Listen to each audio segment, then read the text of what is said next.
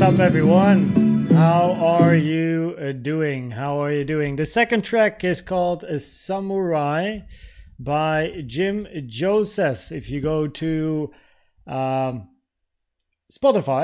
you will be able to find the track. So what's up, everyone? Good to have you here. Good to have you here. It is time for another Elliott Wave analysis. Today is Sunday, which means altcoins. Of course, Bitcoin is moving, so I will shortly talk about Bitcoin as well, because an impulse to the downside is invalidated, which means we switch to my other bearish scenario that I still had in my mind and only mentioned in words this morning, but that is a WXY. So I'll shortly show you this, so you at least know. And then we go into the altcoins. Now, if you've never experienced an altcoin stream before, then let me at least explain to you how the altcoin stream works. And I likely have to explain this again when we have more people coming in. But first of all, in a little bit, you will get a couple, like after I quickly do Bitcoin, you will have a few minutes to list as many altcoins as you can, and I'll make sure to try and type all of these in a note. Then I'm going to copy the whole list into ChatGPT to make sure that doubles are removed. Then we're going to do a poll. Everyone votes.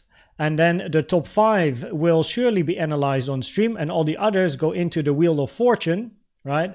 And then whatever comes out of the Wheel of Fortune will do as well. And that is because sometimes there's requests of smaller alts. Not too many people vote for them. They may have 2 votes or 3 votes or 4 votes, but then it never gets in the top 5, right? So it's nice to at least give the smaller ones an opportunity as well. And that's why we have the Wheel of Names. So first of all, of course, we're going to look at Bitcoin though. Welcome everyone. Good to have you here. YGG, Mr. Friends. How you doing? Our AI specialist from the beginning. Hamza, welcome. Crypto Armand, Pawamid, Rostam, Elaine, Sam. What's up, Sam? Sorry for the misunderstanding earlier today.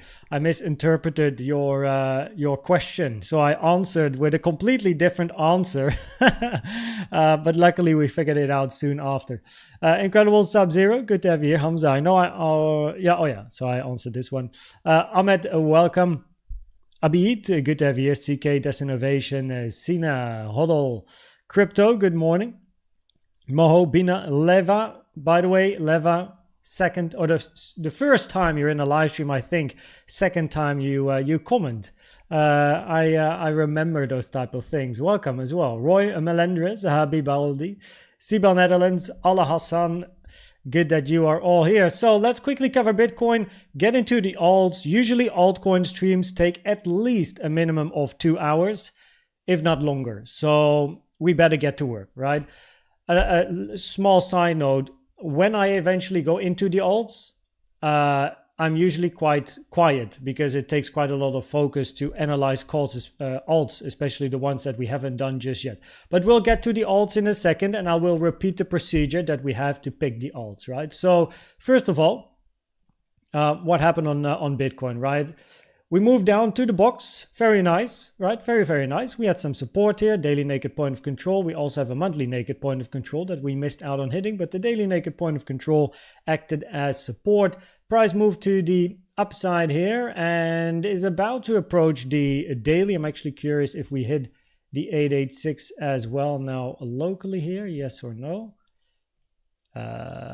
So yes, we also hit the 886 locally, increasing the probabilities to at least take this low, and then it's quite likely we're going to look for that daily as we are very close.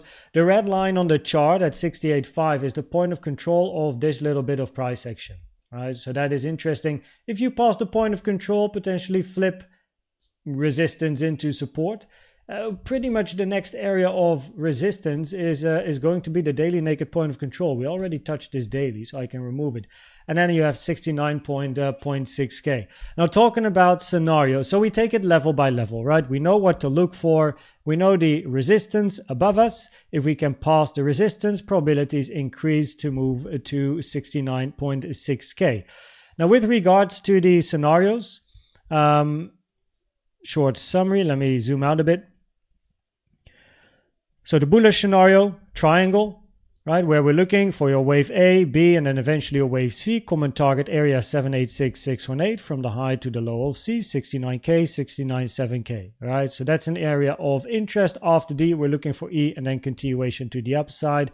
Preferably in this scenario, right, you are not going to take B just yet. You first need E, and the invalidation is actually pretty much now the low of your wave C here. So we actually got to move that here, 66.5K. This is your bullish scenario here, matching with a higher time frame 4 and then a 5 to the upside, with 4 then being the triangle.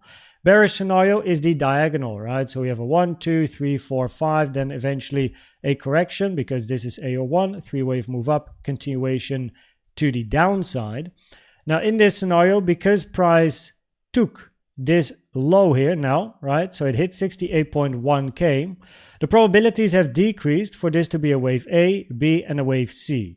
Because in a wave C, you want to count a 5-wave impulsive structure, and wave 1 and wave 4 overlap, which invalidates an impulse. And if we are looking for diagonals, it's an expanding diagonal, which is very rare, never preferred unless all of the other stuff fails. So the only scenario that would fit inside wave 3 is a WXY. So inside, let me put it both on the chart here. So inside wave 3, we need to look for a 3-wave structure to the downside. We have a 3-wave 1, 3-wave 2. We need a 3-wave move to the downside, either WXY or ABC, doesn't matter. But inside B or X, we're looking for a more complex structure, and then a WXY, flat X zigzag. Now, side note, remember for the people that were here when we analyzed this piece of price action here, this move to the upside does not count that nicely as an impulse to the upside. But for the bearish scenario, we pretty much need flat X zigzag, because Y here can only be a zigzag, flat, or triangle. Well, clearly it's not a triangle. It's not a flat, because then we needed to take this low for A, B, C. So in this case, Y then has to be a zigzag. But that means that your wave W cannot be a zigzag, meaning it can only be a flat.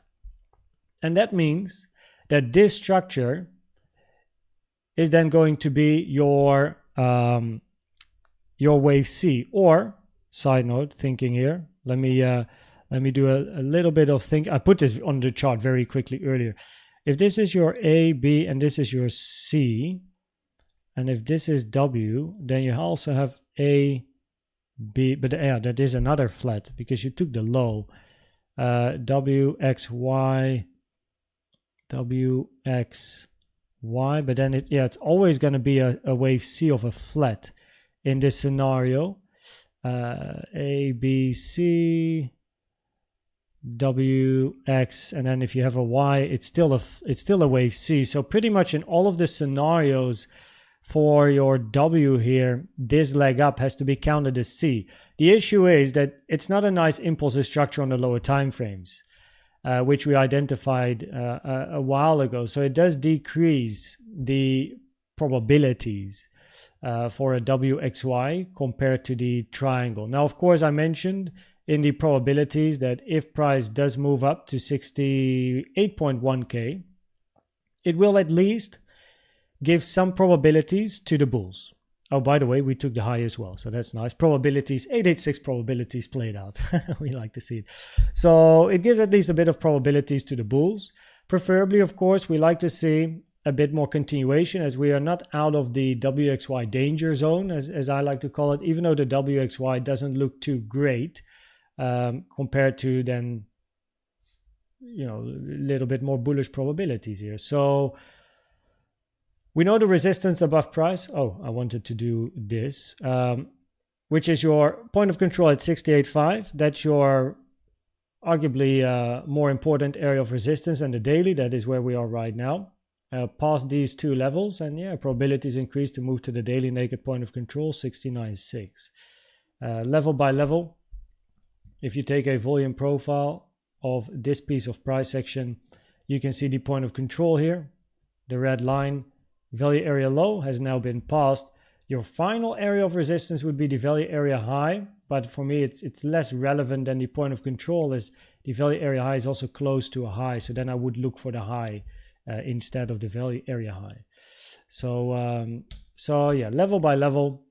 currently approaching some local resistance again, and we bounced beautifully on the target box here, which, I mean, you love to see it, no? So oh, like very, very nice, very nice. So yeah, that's that. Okay, cool. Time to go into altcoin stuff. Make sure if you trade, have a plan, have a strategy. No YOLO, FOMO, or catching knives. Make sure you have a stop loss, because that is a question I get quite often. Okay, cool. So timer. I'm going to give you guys 3 minutes to mention as many alts as you can in a second. Wait till I click the timer, else I can't cope. I can type quite fast, luckily, thanks to my typing lessons in the past, which my parents put me on, so that they saw the benefit of typing fast. So, okay. So again, I'll quickly repeat the process. For 3 minutes, everyone that's here, you can, once I click on start, mention as many alts as you can, and I'm going to write them down. Once the timer hits 0, it is 0, right? So I don't add anything after, because if I do, then, you know, then the next one comes in with another alt, and oh, you also did, you know, I don't want to get into that. So once I eventually write everything down, please only give me the altcoin code. So ADA, SOL, BTC, for the sake of the example, ETH, ETH, right? And not the whole words, okay? So I don't write down the whole words, I write down the shortcuts. Then what I'm going to do is I'm going to put all of the alts I write down into ChatGPT so that I remove the doubles. Then we do a poll, so you can vote for another 3 minutes, right? Everyone can vote and whatever not, or you know, whatever. And then the top 5 will be analyzed and the remaining ones go in the Wheel of Fortune, and then we'll see what we get. No? Cool. That being said, let me click on the timer and start writing. Okay.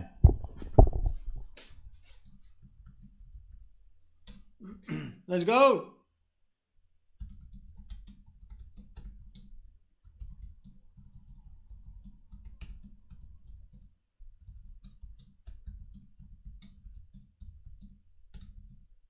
Holy shit.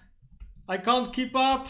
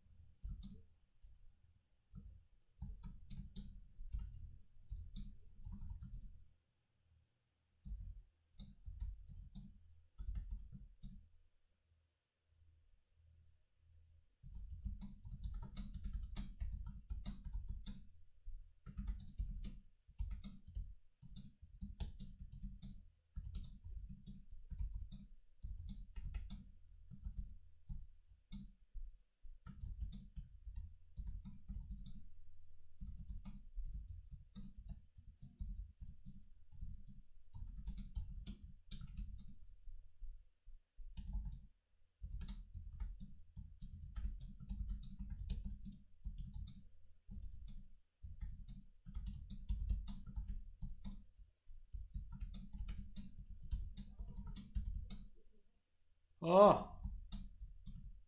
Now this is training, yo.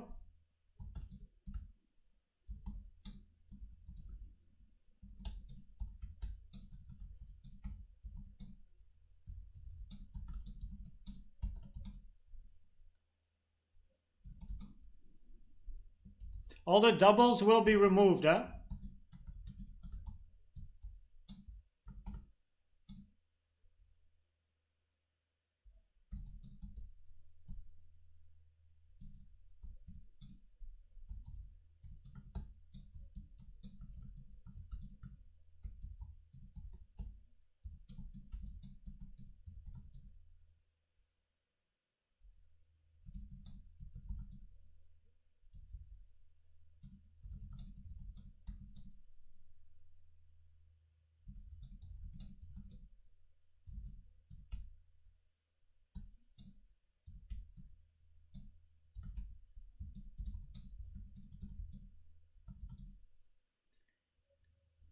Okay. Ooh, that's the end. That's the end. That's the end. Holy shit, guys. Like, it always surprises me. I can't deny it. It always surprises me how much shit coins you guys actually know about. It is impressive. Oh boy, man. And so I trade Bitcoin, right? That's what I do. But look at the list. That's incredible. The amount of shit that's in here. Okay, anyway. Oh man. Let's remove the doubles. Oh, get this sorted.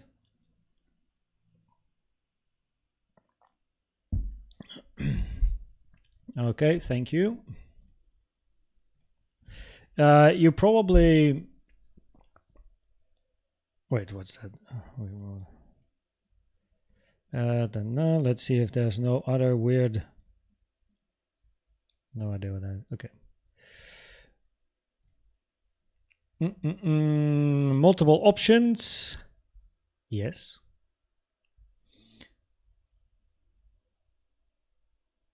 Yeah, I'll figure that out. Indeed, maybe a band-aid. If they're new, then I probably just have to skip. But okay, create the poll. What do we analyze today? Gonna share this in the chat. I'm gonna put the, oh wait, I removed the timer. 1 second, put the timer on again. Let me give you another 3 minutes so you can like Control F in the list and find your alts. Okay, there you go. Vote. Pin the message here. Put the timer on. Okay, so there you go. 3 minutes should be good for you know, you just click on the link, you vote for the alt you want to see, and you can select multiple, right? You can select more than one, and then we'll see what comes out, right? So there's a lot in here. So just Control F in the list, find the one you're looking for. If it's not in the list, then unfortunately it wasn't mentioned in the 3 minutes because oh boy, did I write a lot of alts, right? So yeah, we got a list with a lot of new ones as well compared to previous times. I probably have to find because the stream is growing. I mean, the channel is growing quite rapidly, and also then the altcoin streams automatically as people now learn about the altcoin stream, usually on the Sundays. I probably have to think or start thinking about a different way to write down all of the alts. No, it's quite a bit of work. So I just wait for the timer to go off. We still have 1 minute and 50 seconds. Is Avo arrow spelled wrong? I can add it. I have no idea. There's so much like shit out there. Avo arrow. Is it arrow? I don't know. But if you want arrow.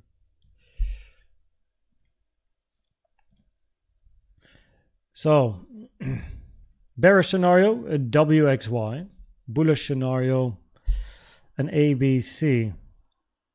I mean, arguably like 1, 2, 3, 4, 5. And as nice as this looks on a 1 hour time frame, on the 15 minutes, this is so messy. 1, 2. This has to be your 3, 4, 5. At least we know what to look for now. 50 seconds left.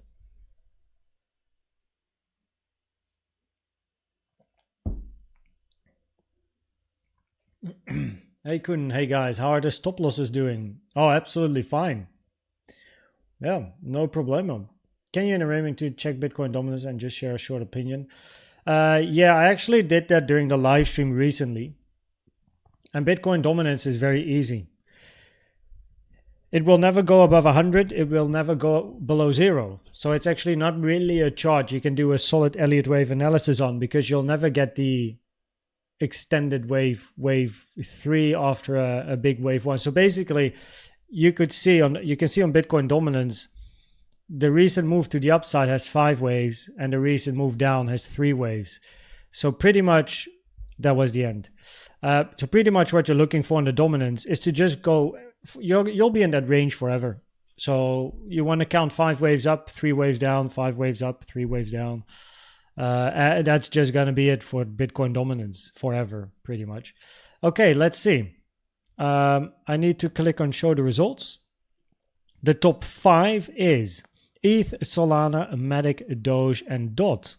Okay. Let me write that down. Oh, wait. Yeah. ETH, Sol, MATIC, Doge, DOT. Okay. Can you remove these from the list above? Okay.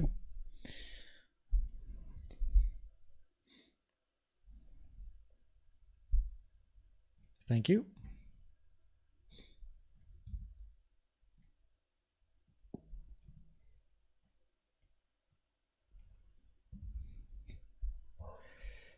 Okay, there we go.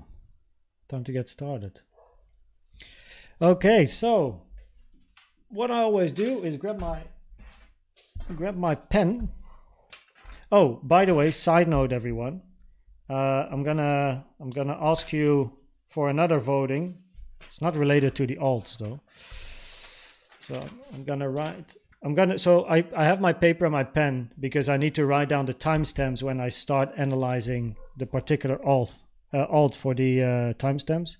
So we have ETH that we start with at least.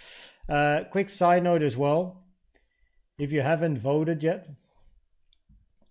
in the Koens update, so with the new playlist that is coming online, which is going to be an educational playlist, public on YouTube for all of you. I've been literally working on this for weeks, but now it's about choosing a thumbnail. So I have like it's the same design as you know, it's just different backgrounds. So you guys need to vote if you want to share your opinion, as it is valuable. For one of the 5 designs here, you can just click 1, 2, 3, 4, or 5, right? Currently, this one apparently is the highest voted. And then we have this one here. And then currently on 11 is the number 1. Now, what I will also do is change the text a little bit because I need to write something below for each individual video. So if you haven't voted yet in Discord, and you want to let your vote be known, right? Every vote is valuable, as they say. Then let me know. So yeah, we are currently at resistance on Bitcoin. As mentioned, a move to the upside increases in probabilities if we can flip this red line, 68.5K. Because the bearish scenario is a WXY here. This one, right? A, B, C, W, X, and then a Y, ending with a zigzag in an A, B, C, and then move towards the downside. So FYI, trade safe. Okay, let's go.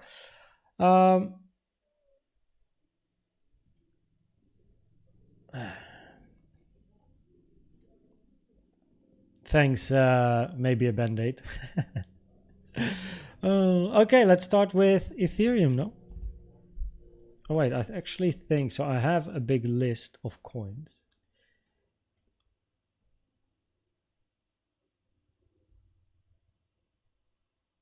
Wait, where is ETH, yo?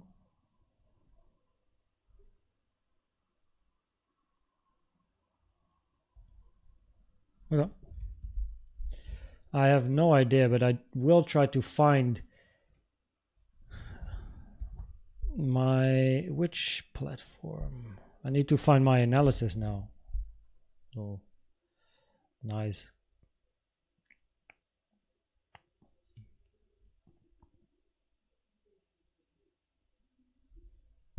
Loading.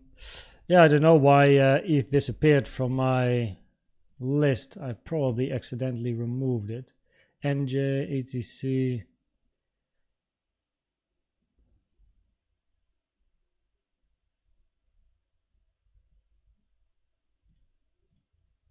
Never mind. We'll find it. I just don't... I think... Wait, probably Bitstamp. Yep, there we go. Okay, found it. Let me quickly put this in coin coverage. There we go. Okay, very nice. Cool. Very nice, very nice, very nice. So, oh, nice. So we hit resistance. That's cool to see. To the T, yo, 886. Very nice. I can remove the weekly. So yeah, order block 886 daily, the weekly on the chart as well. Very nice. Okay, so I mean, we hit the 886, which therefore increases the probabilities to sooner or later take that high. The 886 is rare for a wave 2. Oh wait, I need to write down the time. Oh, I'm gonna repeat myself there. Time is 31.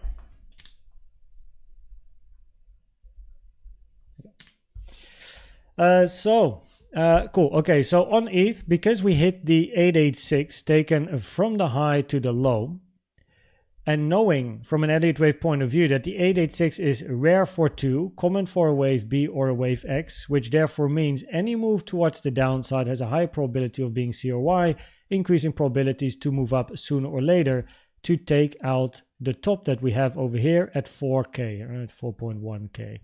So in other words, we're still going to be looking for upside. Even if you do reject and start moving down, probability is higher to take that high sooner or later for sure. Now, after an 886 touch, price does like to move to the golden pocket, which we have almost done. Actually, on Bitcoin, we did already hit the golden pocket. We didn't yet on ETH, it seems. It's not a must. It's just something that is quite common. And we have some support here. Okay, that being said, put that in a confluences folder, and let's look at the count. Volume.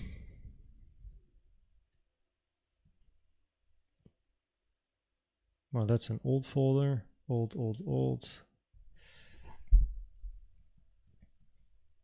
I have some very old analysis here as well, by the looks of it. That's irrelevant. We don't need that. We don't. I put a for the sake of nostalgia. I'm gonna keep these. These were ETH is one of the first ones I've ever tried Elliott waves on, so I just want to keep it.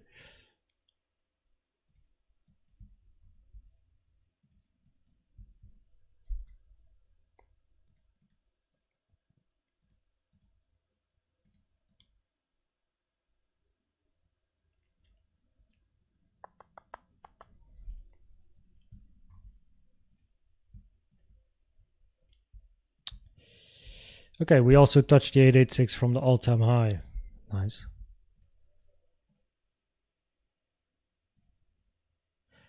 Yeah, first hit, rejection, second touch now. So yeah, same thing with from the all-time high. We hit the 886, so probabilities therefore on ETH are much higher to look for all-time highs, and any rejection to the downside is going to be labeled as C or Y. And sooner or later, you look for price to take out the high. The golden pocket is very important. So if you do reject at an 886, the golden pocket is quite interesting as a support resistance level. So that is one to at least keep an eye on. And the golden pocket here is between 2.7K, 2.5K. Okay, so in your most bullish scenario, 1, 2, okay, well, we'll figure that out. I prefer, okay, that makes more sense. 1, 2, 1, 2, 1, 2, 3, 4, 5, 4.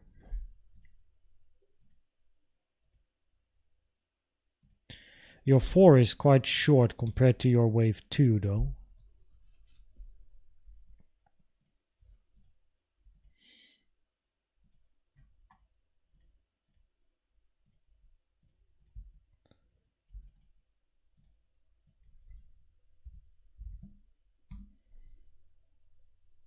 Yo, Christian. What the hell? This guy. Christian Schreiner. Thanks for the 10 gifts, man. That's mega kind of you. Yeah, it's for the community as well. So, yo, Christian, thanks for the support. That's very kind of you. Thank you. So that also means offline, Hodl Crypto, Lowry Jurken, Jose Rodriguez, Stuba, Samuel Lopez, RJ69, Jen D, Junior Miranda, and Dave Digital. Send me an email with your YouTube, Discord, Telegram username, and I'm going to bump you up to the silver membership, because what you got gifted is bronze, but I'm going to bump you up to silver. So, yo, Christian, that's kind, man. Thanks for the support, and also thanks for gifting a membership, because then the community also benefits from, from it instead of a dono or something. So, yo, cheers, Christian. Thank you, man. I knew from the email that something potentially was coming, but that's very kind, man. Cheers, and thanks for doing this also to for the community as well. So, cheers, man. Everyone, send me an email, right? koenztrading@outlook.com, Discord, YouTube, and Telegram username. Okay, so this is clearly part of your bullish scenario. Your wave 4 is quite short compared to your wave 2, and commonly a wave 4 is longer than a wave 2. This is very much a 3-wave structure, 3-wave. So pretty much depends on the structure to the upside here, if we got to look bearish or bullish.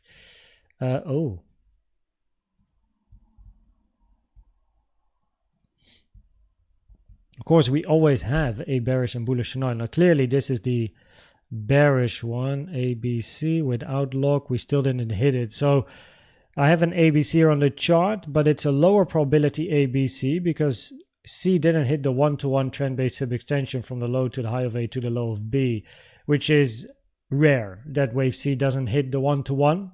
So that decreases the probabilities for a zigzag in W, which automatically would decrease the WXY here for a double zigzag. Also, because of this range and price now touching the 886, this range is it's a long range, and therefore we can't really count this A, B, and then have C end up here, because we don't have a 1, 2, unless this is your 1, 2, 3, 4, 5.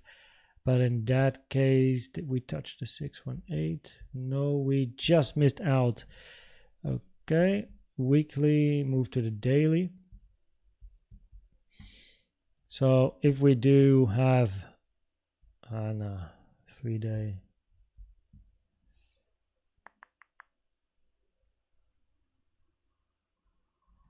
There's always that potential. Okay, so preferably you do this, you do that, and then A, B, and then you have B has to end here. That has to be your A. Oh wait, now I remember what I actually wanted to do. 1, 2. This is to be your 1, 2. What's this? 170, and then to the high 95. Put on wave 4. Okay, so this is made on the 3. That's still okay. And we didn't hit the 618. So there's always the potential still for this to be wave 4 and then look for a 5 to the upside. But by all means, we're looking for higher. And we're getting close to all-time highs. So this is your bearish scenario. But even in the bearish scenario, we would be looking for price to at least take this high at some point. Because if this is a double zigzag up, WXY, besides wave W not being great because A, B, C, and wave C not touching the 1, which is rare, so that lowers probabilities. And if you then have your X and then another zigzag in Y for a double zigzag, your wave C, 1, 2, 3, 4, 5, you still look for higher because price touched the 886. So even if this was the high of C and the end of Y, you want to see impulsive structures to the downside, 1, 2, and then a big wave 3. But because price hit the 886, right, which is rare for 2, common for a B or an X, increasing probabilities any move down is a C or Y, increasing probabilities to still look for higher. So yeah, both in the bearish and the bullish scenario, that's what you're going to be looking for. This is the bullish scenario locally, right? 1 2 1 2. Got another 1 2 here on the chart. So in this case we have 1 2, and then yeah, the volume is not too useful here, but we didn't touch the 618. So there's still an argument for this scenario here, where you have 1 2 1 2 1 2, but your 3 is for a triple 1 2. Your 3 is it's a very short wave 3. No? That's your triple 1 2. Didn't even hit the one that 618. So I'm gonna remove this, and we're gonna see what happens there. Move that here, move this.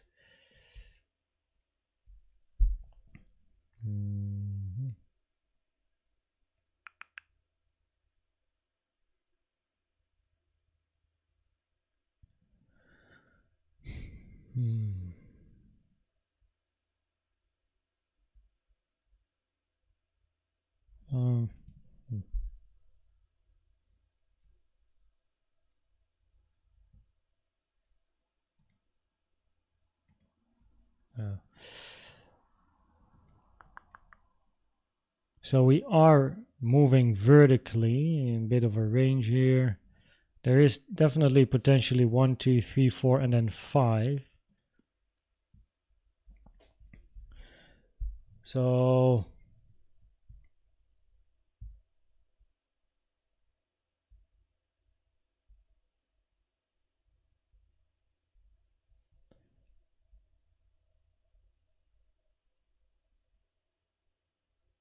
okay, yeah, I see what's happening here.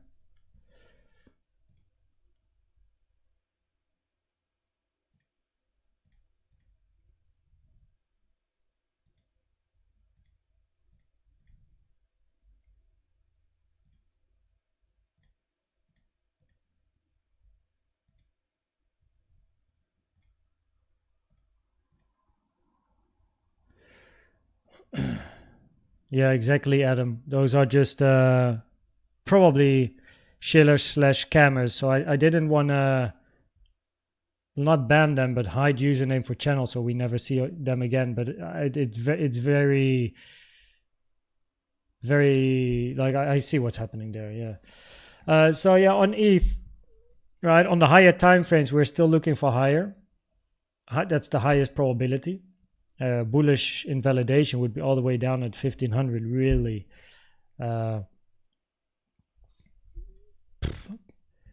Probabilities, if you do move back down again to 2.7k, wouldn't be, it's not bear market probabilities become higher, but you can't then count this 1 2 3 4 5. So if you move below this low 2.2k, that would be a bit of a problem. No? If you stay above that, then actually there's not really any issue. And we hit the 886 from the all-time high to the low, so probabilities are higher for all-time high. Also hit the 886 here, which means probabilities are higher to sooner or later take out the high there as well. So yeah, it's not that's that 886 from the high to the low, touch the 886, probabilities higher to sooner or later take out this high here. What a crazy move here on ETH, by the way. So I mean, that's it. So yeah.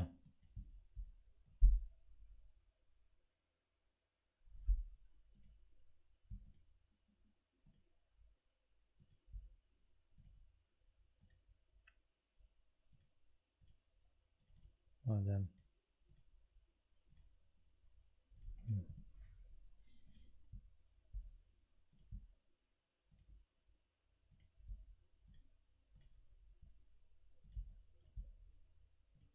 Yeah. Also on linear chart, you touch the 886. what goes up down fast can come down fast as well. Of course, there's always the potential for A, B, C, but you hit the 886. I mean, it is a target for a B, but then again, any move down is going to have a higher probability of being corrective. So you're going to look for these highs sooner or later. So of course we're on the higher time frame, so it's more swing trading stuff.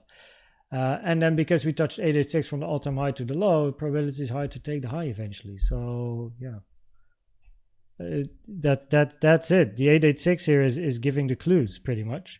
And then of course the bullish scenario is that we have a couple of 1-2s here, and we're working on preferably still on your wave 3. Right, so we want to keep the market structure intact. If you take 2.1K, 2.2K, that would be a bit of a problem. But if you range here, that's fine. That's no problem. I mean, probability is higher, sooner or later take the high, and then sooner or later take that high. Don't forget about the golden pocket, of course. All right, so both from an all-time high perspective.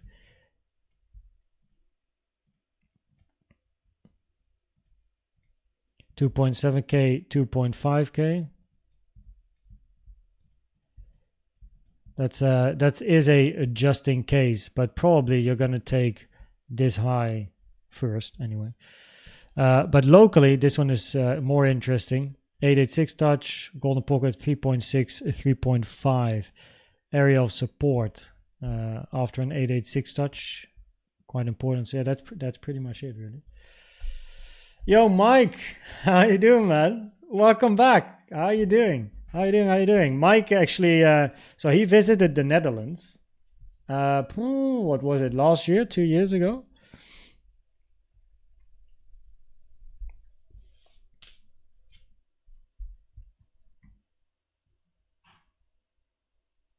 What is this bullshit?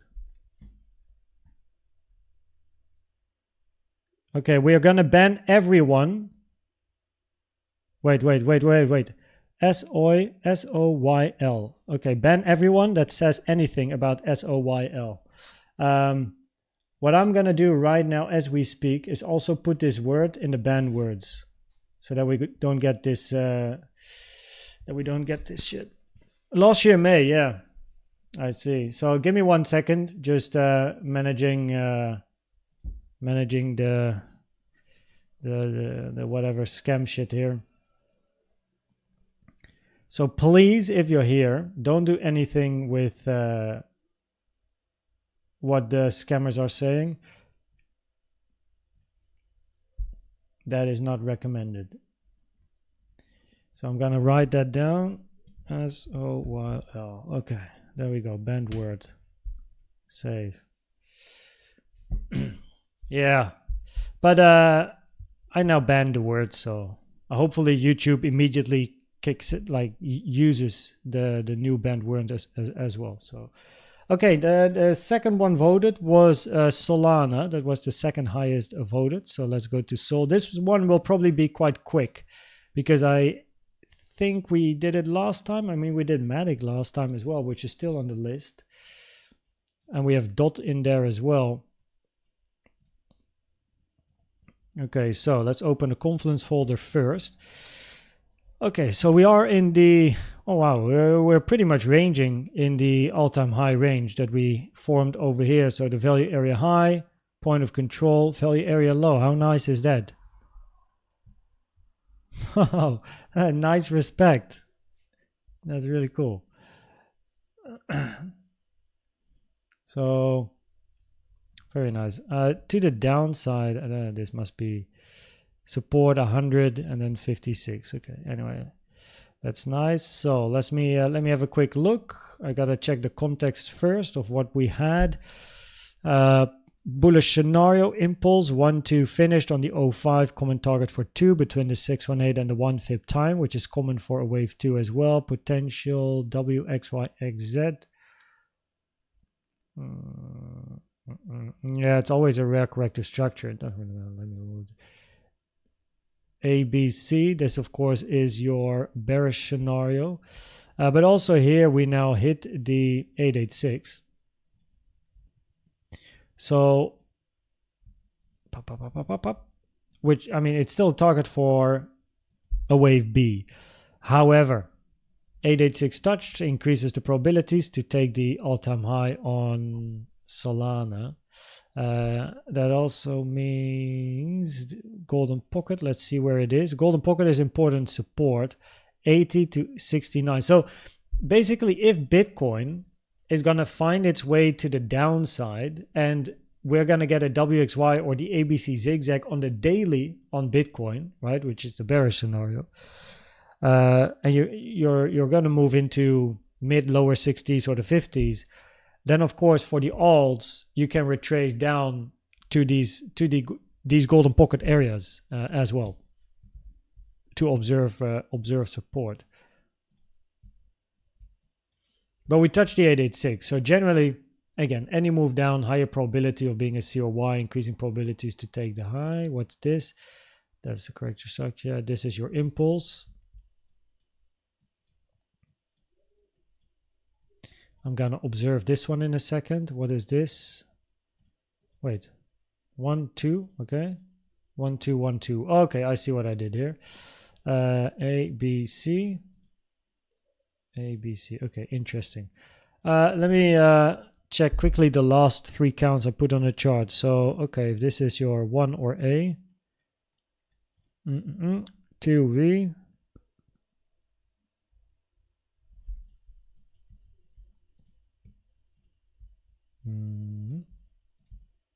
Golden pocket. What does the lower time frame look like? Man, I think I got something in my eye, yo.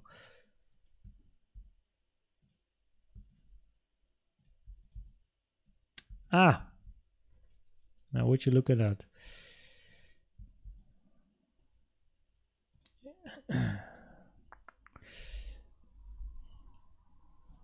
So price hit the 886 on the daily on Solana, taken from the high to the low. Increasing the probabilities, any move down is corrective. So that increases probabilities to look for all-time highs eventually. But even if this is an ABC to the downside, we did take the low, and that is not ideal. Preferably you would have a finished low here. Ta-da, you move up.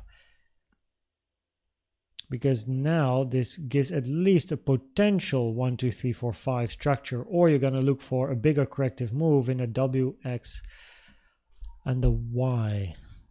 WXY. Well, we're gonna talk about the local stuff in a second. Let's take a round on the weekly first.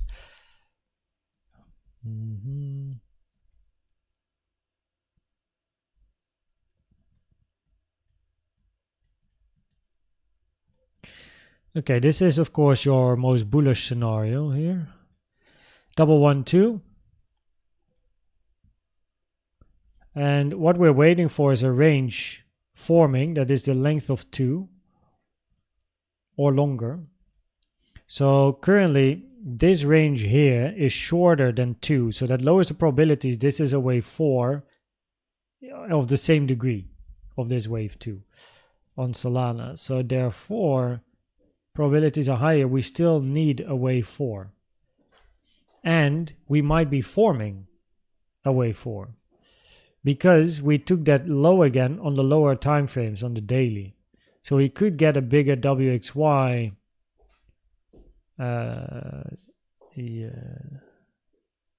Okay. Common target for 4, 236.05, 116 to 60. Invalidation 0.618 at 44, 45 arguably.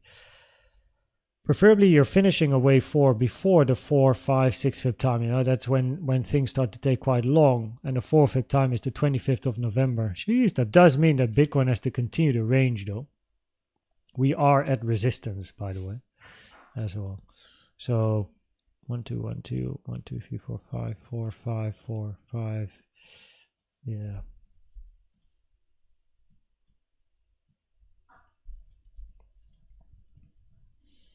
And we just missed out on hitting the 236 as well. So at the moment, this range here is shorter in time, right? This low here, shorter in time than wave 2. So preferably,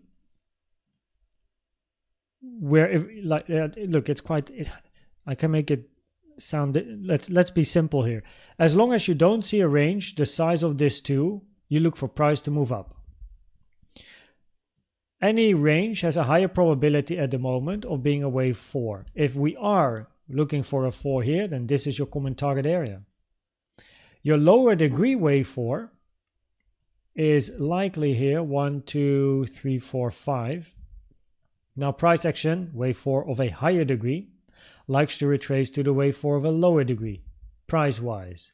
So 80 to 125. It's not a weird target. We do have some support here, the point of control at 100 exactly. So that is at least an area of support to keep in mind. In the bearish scenario, we're looking for an ABC, and A, B, 1, 2, 3, 4, 5, or this B moves to the right to gain a 1, 2, 3, 4, 5. But simply said, that's your bearish scenario. No, you're going to look for a 3 wave to the upside. Well, by all means, your wave C is long. So it is longer than the 1.618 here. And if I pull it here, then it's also longer than the 1.618 here. So the fact that your wave C is longer than the 1.618 trend-based subextension from the low to the high of A to the low of B, or the low of B here, does increase the probability that we're looking at a wave 3 compared to a wave C. As the common target for C is the 1, the most common target for wave C is the 1 to the 1.236. And a still common target is the 1.618, but anything above the 1.618 and probabilities increase, you're looking at a wave 3 compared to a wave C, which means that on Solana, any range forming has a higher probability of being a wave 4 compared to this being the start of a bigger impulse down. In other words, bull market, higher probabilities than bear market. And that then leaves us with this scenario, which is then your highest probability scenario. So this is your target area, 23605. And if price moves up and this is it, I mean, we're just going to move the 3. This is, you know, oops, 3 goes up, 4 goes up, all the fibs go up, till eventually you get a range that is similar in size to your wave 2. However, if this range locally on the lower time frames is finished, and this is your low, we need to count the 3-wave structure here. Right? But that's quite tricky. Now this could be an ABC of some sort or WXY, it doesn't matter, but then preferably this is your low. But now we took another, we took that low again. So either we look for 1, 2, 3, 4, 5, or we look for WX and then a Y. In other words, continuation of the range, or potentially a move down to take the lows again. On the weekly though, probability is higher to move up, no? Until you hit invalidation, which would be 45. Now, if you move below 80, well, let's say that differently, below 70, the probabilities will start to decline. You don't really want to see that, actually. Yeah, below 70, preferably not.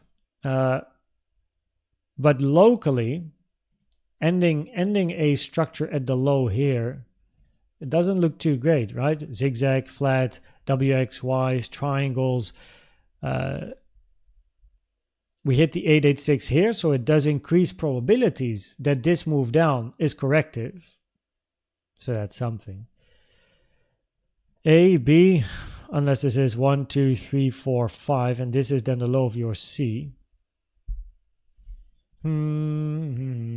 Let's check this. Ooh, common target for a zigzag is hit.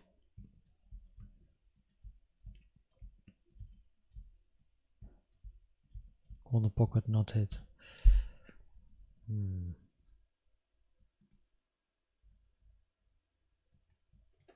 What are we looking at here?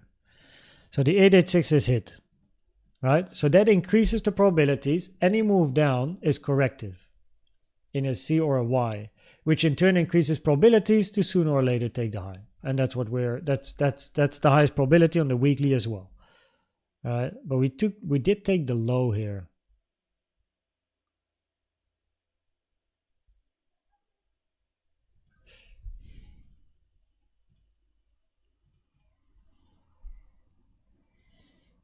If you're looking for a flat in a wave A, B, C, preferably your C is already finished, really, because if you make another high after the 2 fib time, which is the 5th of June, significantly lowers probabilities. You're looking at a wave C, so that increases probabilities for other scenarios.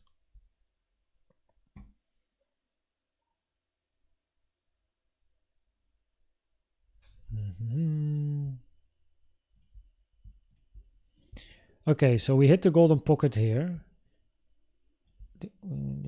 Yes, we even I can't deny in impulse. So A, B, and then a wave C, right? If this is from the high a C to the downside, your wave 4 hit the 618, and the 618 is an invalidation for a wave 4.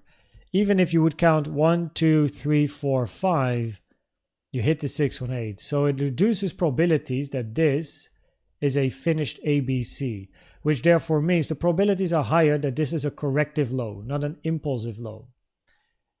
Which basically means not a wave 5 or, not a wave 5, which increases probabilities of it being something else, X, B, Y, that sort of stuff. But even in a wave Y, A, B, you're looking for an A, B, C, that would be a double zigzag, W, X, Y, but then X hit the 886 is another, significantly lowers probabilities because it's above the 07 for a double zigzag, so that doesn't look great. For a flat, if this is a flat, then your wave C is too long. The low is made after the 2. So yeah, the probabilities at the moment aren't great for this to be the end of your correction on Solana. So the probabilities locally on a daily time frame would be higher to continue this range for a longer period of time. That's interesting in confluence with Bitcoin, by the way. So yeah, wouldn't be surprised to see a continuation of the range and potentially hitting the target area of 4. On the weekly time frame, the probabilities remain higher to move up. Moving below 70 wouldn't be great though, and we have support at 100. So yeah.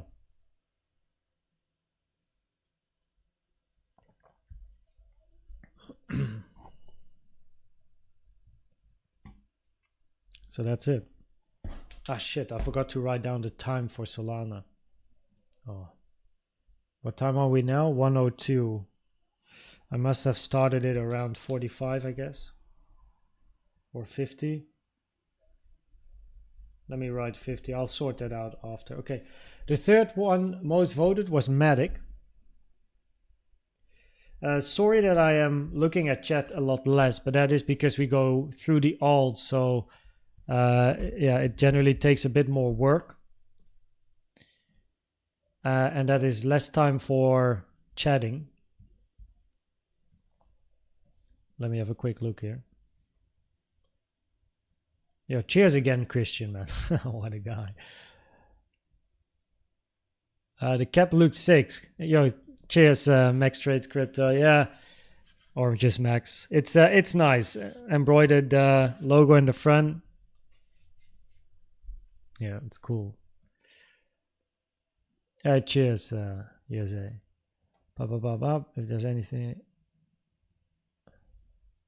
Greets from Rotterdam. Oh, there you go.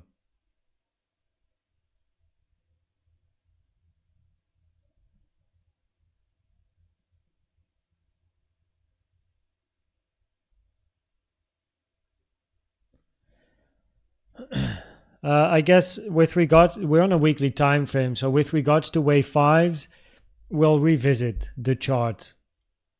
So on the higher time frames, how it usually goes is you just wait for then the high to be taken, and depending on the reaction on the weekly, volume wise, impulsivity, we know if we're looking for a 5 or a wave 3 that continues to extend, because a wave 3 can extend to such high prices.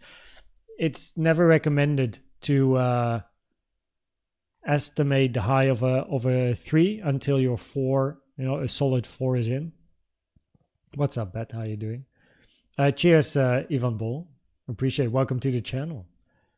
Living in a few, flying to Amsterdam. Yo, welcome to the country. Enjoy, RS Miller. .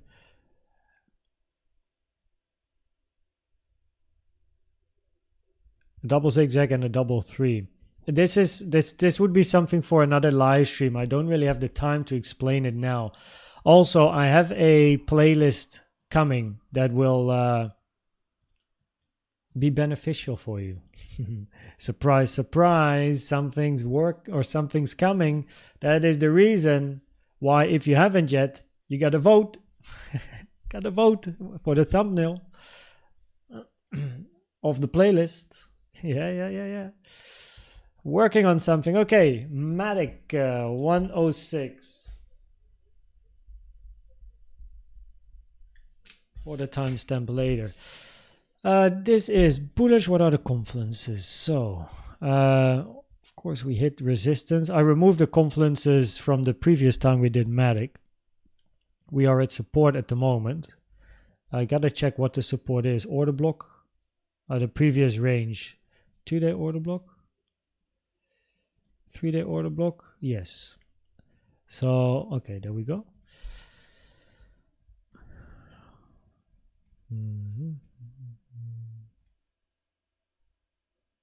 Value area low. Yeah, I mean, value area low. You have the lows here as well.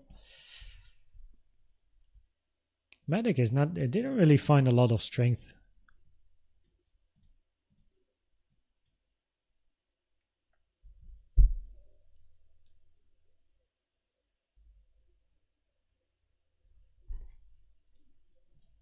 Yet. Oh, potential for a flat here. That's your bullish scenario on the daily. Yeah. I'm just preparing for what I'm going to explain.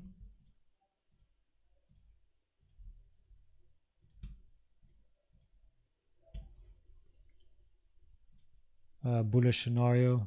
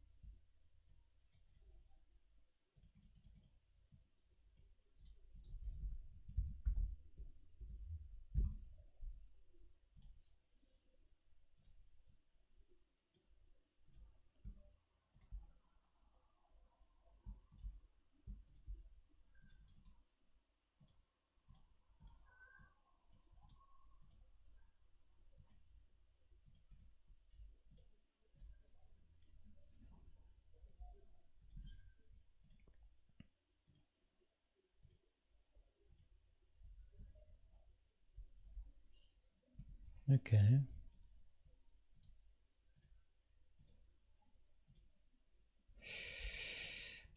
Okay. Okay, I'm just preparing.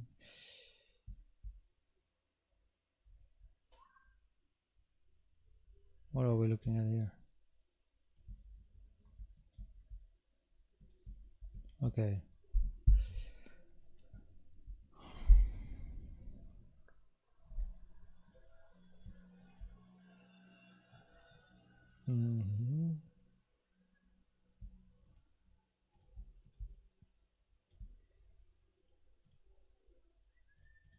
I will explain everything that I do. It's just a bit of prep.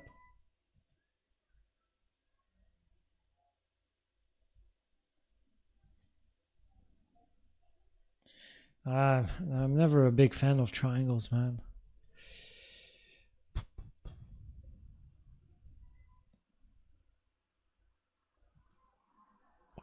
And this move down would count better as an impulse. 1, 2, 1, 2, 3, 4, 5, 4, 5.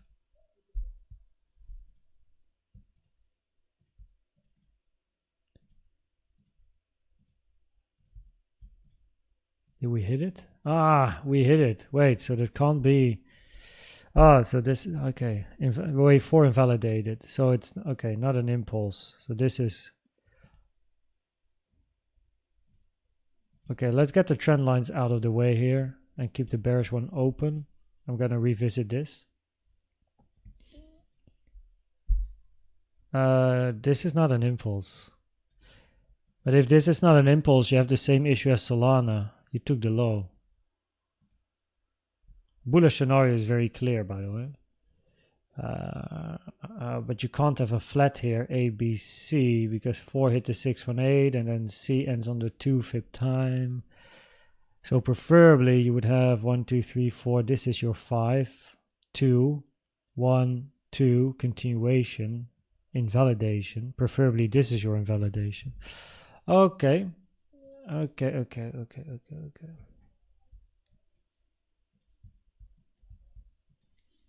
Afshin, in Discord on the left side, you will be able to see the gold groups. You go to the playlist channel, and then it is called Elliott Wave Theory.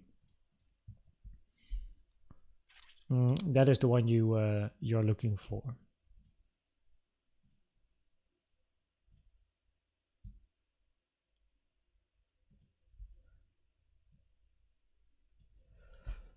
Okay, wave 4 is not yet too long, but you don't really want to go to the 4. 17th of March 2025.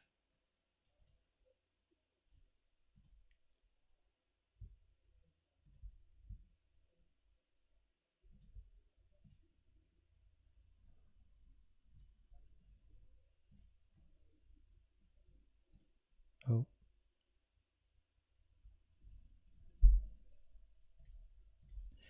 There we go.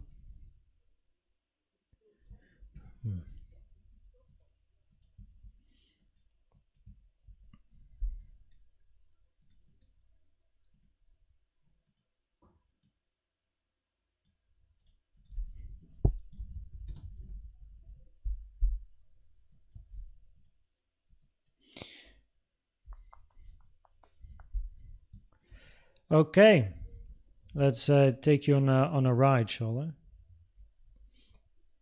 Yes, I'm using log. Yeah, on the higher time frames I do. Yeah. Offline, I'll take a look at fetch because you are gold. So I'll have a look, but that's off stream. You don't have to do that during the public live streams. I can do that in private in gold. Yeah. Yeah, actually ADA has been done in the past, but that's one of the previous videos. I actually need to put the alts in the title all the time, but I forgot that in the first 2 times. I didn't think about it only the last time. I will revisit them. Okay, so your most bullish scenario with the lowest drop, right? The thing with MATIC is you don't really want to get into this section here, because what goes up quick can go down very quick as well.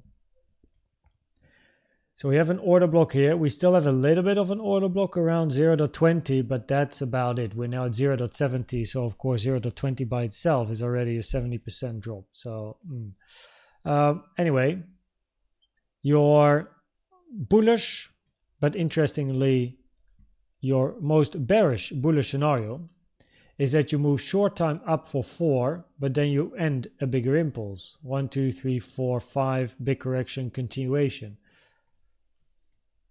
Or, and that depends on the breakout, you're going to look for some sort of a double 1, 2 or a finished wave 1, 2 and up. But that's only something we'll know once you take the high. So anyway, and that it reflects in this scenario. If this is your 1, you're working on a 2, then eventually you want to see a 3 to the upside. Now the problem with 2 is it's quite tricky to pull the fib for a 2 because this start is so awkward. So I prefer not to and just use the confluences. Weekly 0.21. If you lose that, then pretty much you're in a gap and you move down to the range where you came from, which is, I mean, that generally very unlikely to drop a 95%er in unless Bitcoin goes to below 15k. The highest probable scenario is to move up. instead of moving below 0.2. Your bullish scenario locally is a double 1-2 of the low. So we have an impulse 1, 2, 3, 4, 5, correction in 2, arguably a flat. The problem is your wave C here, 1, 2, 3, 4, 5, as a wave 4 that wicked into the golden pocket from the high to the low, which invalidates a wave 4. I might want to check that with other charts, if that also happened on other charts. But then we need to put one here. But it doesn't change your bullish scenario anyway, because this is your low. Alright, so preferably you start counting from there unless you are in a WX A, B, C, D, E, Y up. So W here has to be a zigzag in that case. W, X, Y, no. Anyway, that's the bearish scenario we're talking about. My brain is so focused on also finding the bearish one. Anyway, of course, your most bullish one is simply off the low 1, 2, 1, 2. Now, focusing on the more recent price action, removing the yellow or the green one, then you have your wave 1, A, B, C, and you look for continuation. Your wave B went to the common target area for wave B, which is the 1.236 to the 1.38 Fibonacci. And then, of course, you look for a C. A little bit of an issue with your C is that it ended on the highest amount of volume in this structure. And of course, a wave C can end on a high amount of volume, but a wave C is also an impulse. And generally an impulse has a wave 1, 2, 3, 4, 5, wave 5 lower volume than 3. So preferably you end on a bit lower volume. But that would be your low.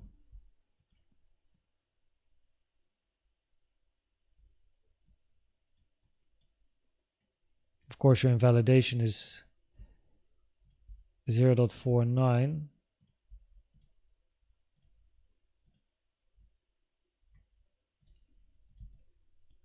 Okay, golden pocket acting as support. You don't want to hit the 886 at 0.54.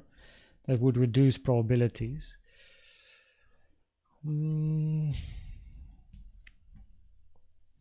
So either your low of 2 goes here, or your 1 has to move up, but then your 1 becomes very, very big.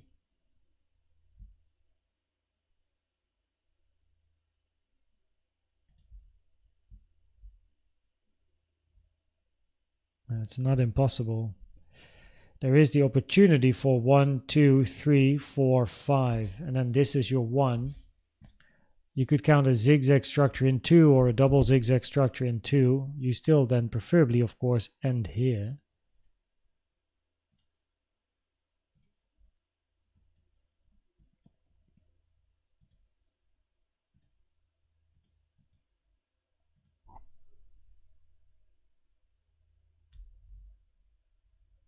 Volume has been quite low, no? Leading diagonal with internal structure. You mean here, locally, I guess, Ivan, on the 4 hour. Yes. Or you talk about the other one. Yeah, so this is not a great leading. That would be a leading expanding diagonal. Because you hit the lower trend line of the channel here, and an expanding diagonal is rare. Or you're talking about this structure. But yeah, this of course doesn't look like a diagonal, so I guess you're talking about what's happening here locally.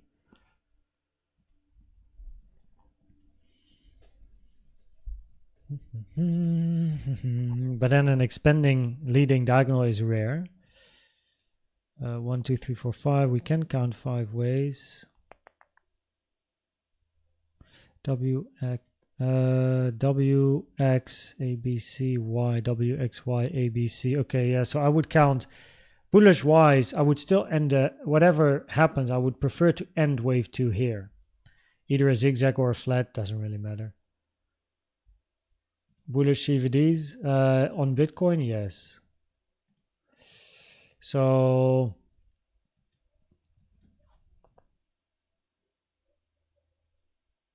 we also tested this order block already like I don't know, 10 times now. 1 2 1 2 3 4 5 6 7 8 9 10 11 12. Like, what the hell? The more often you test resistance, of course, the higher the probability it breaks. And the market structure so far has been to the upside. Higher low, higher low, higher low, higher low. Yeah. Yeah, so the thing with the diagonal is, of course, this is going to be your diagonal, but it's an expanding one. It's generally not really preferred. So you have 1, 2, 3, 4, 5. And then you take a channel from the high of 1 to the high of 3 to the low of 2, and then preferably your wave 4 doesn't touch the trend line, because that means it's expanding. Wave 4 is bigger than 2, which can only happen in an expanding diagonal, and an expanding diagonal is rare and never preferred. Just missed out on hitting the 886.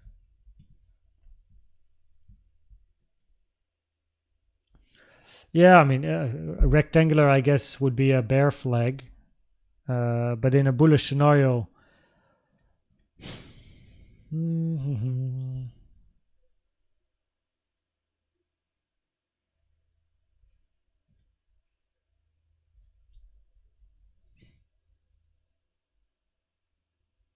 now this is not a bad impulse, right? 1, 2, 3, 4, 5 internal, 1, 2, 3, 4, 5 as well.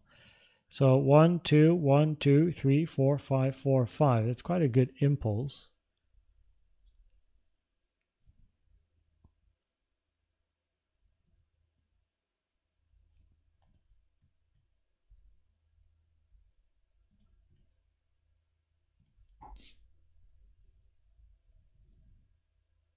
Now we're at the low of the range.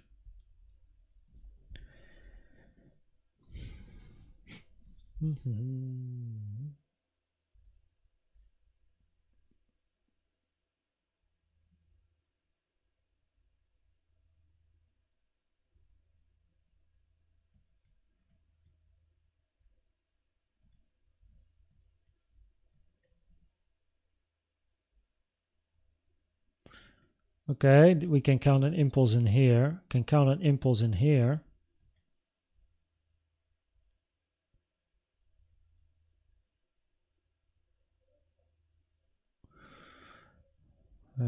A diagonal is that's probably going to be your way to go, though.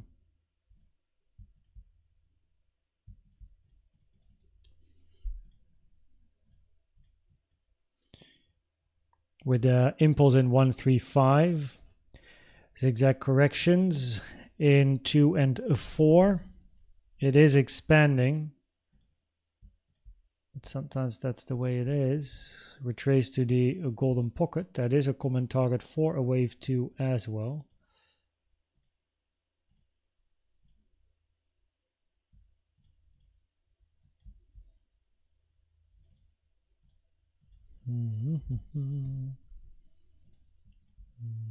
Oh. Put in bull. Time.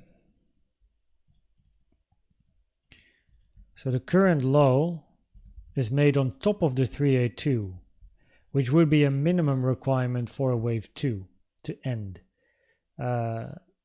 So time-wise, the minimum target is respected, but that would mean that this, if this is your low, you want to see an impulse up again. 1, 2, 3, 4, 5 potential, but then you get correction and impulse, which is very much then a 3-wave structure.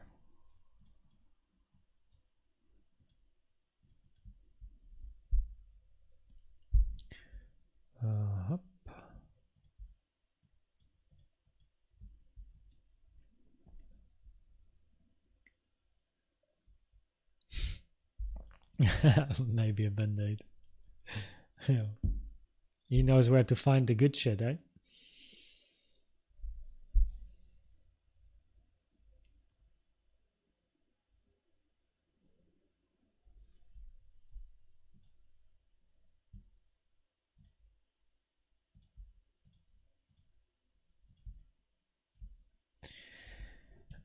Okay, a double 1-2 doesn't really work. So I was checking, what if this is a 1-2, 1-2 up, but then your second wave 2 hit the 886, taken for, you know, from the fibs of your second wave 1, from the low to the high here.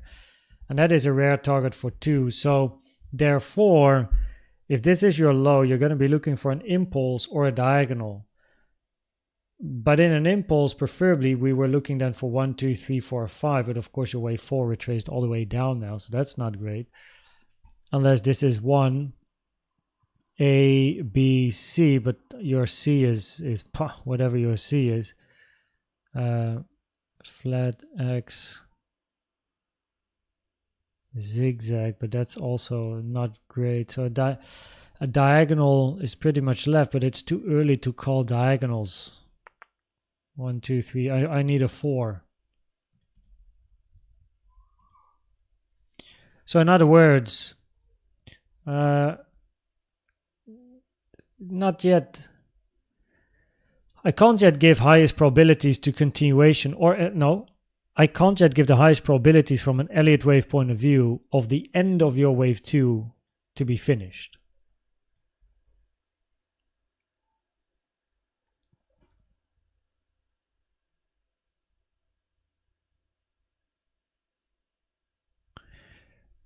Yeah, but if this is the diagonal, I just label it 1 now. So either impulse, impulse, impulse, 3, 3, 3, it doesn't matter. We're going to be looking for this to be the high in that case.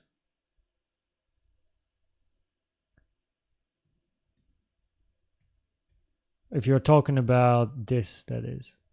So I'm mainly interested in here.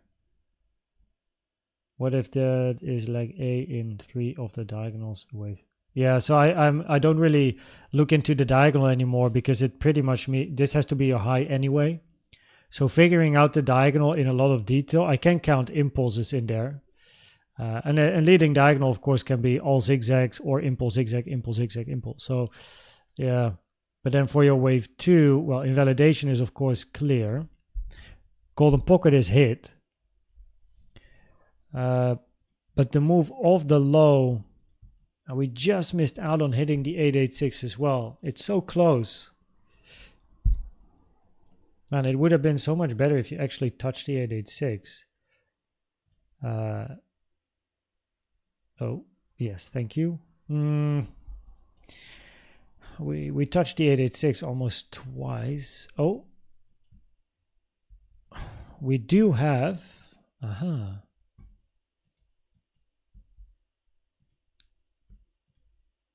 Wow, what happened here?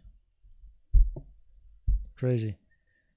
But we did take, like, we have an 886 touch there. So, yeah, probabilities locally would be higher to see the high taken. We also tested resistance again, or already like 12 times anyway. Closing a candle inside the gap, probabilities increase to fill the whole gap to the upside. We haven't yet, but we're knocking the door of that to happen. So in other words, if you come back up here again, the probabilities are high to just move to the upside. And as a bare minimum, you're going to fill the gap. But that might also be the start of your 3.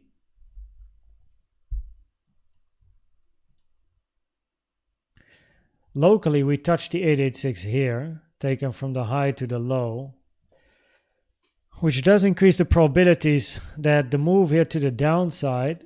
uh-oh. What's happening? Okay. What was that? Automatic refresh. But that the move to the downside is corrective and not impulsive. So it does increase the probabilities to sooner or later take out the highs.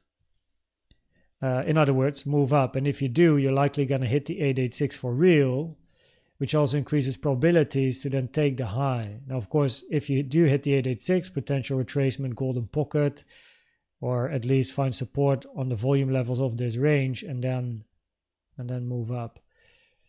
So this is, of course, very local price action, but it's quite interesting.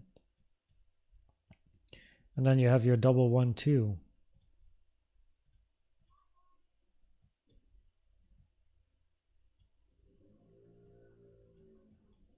Locally.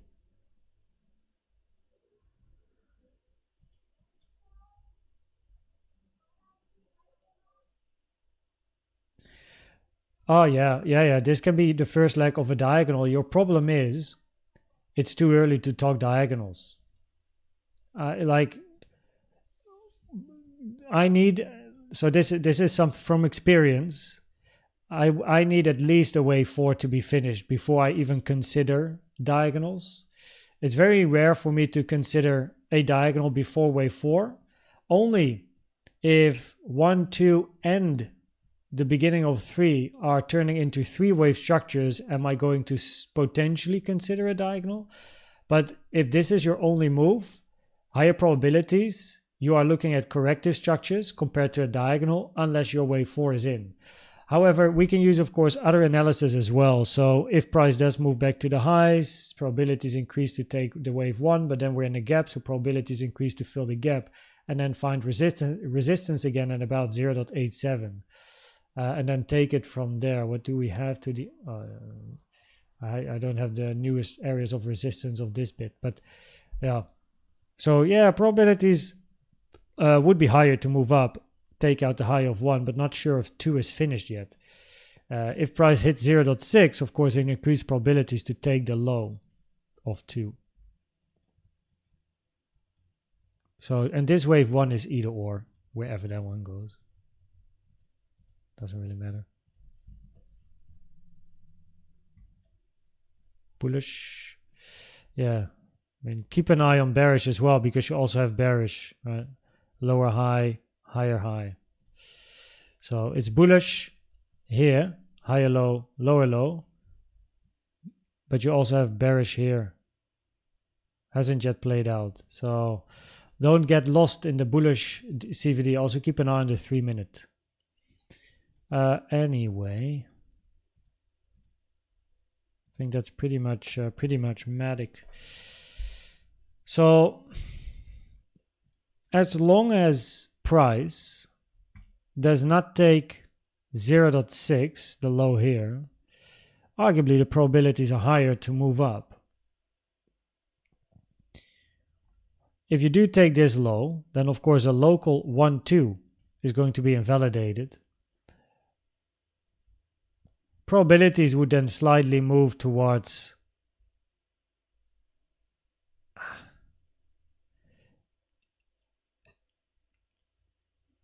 you don't really want to take this low. That would not be great.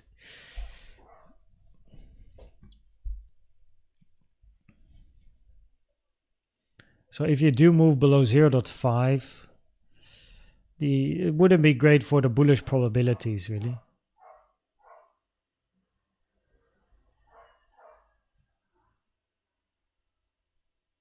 So locally, probabilities would be higher now, based on the structures, to move up to, what is that, 0.8. Then you fill the gap to the upside, 0.87. But then you also have a 3-wave structure. Highest volume is in the low. Yeah. So if price can hit...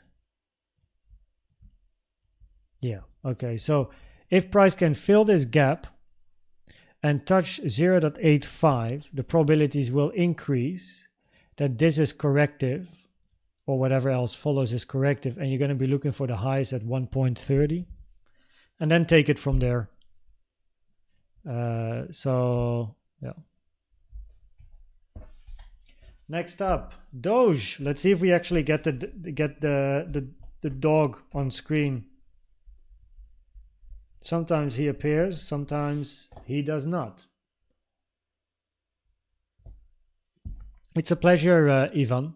Look, what I always say, Ivan, in the community as well is, we're all a team. We're all in the same game. We all love Elliott Waves, or try to use Elliott Waves, or learn Elliott Waves, and we're all trying to figure out the highest probabilities.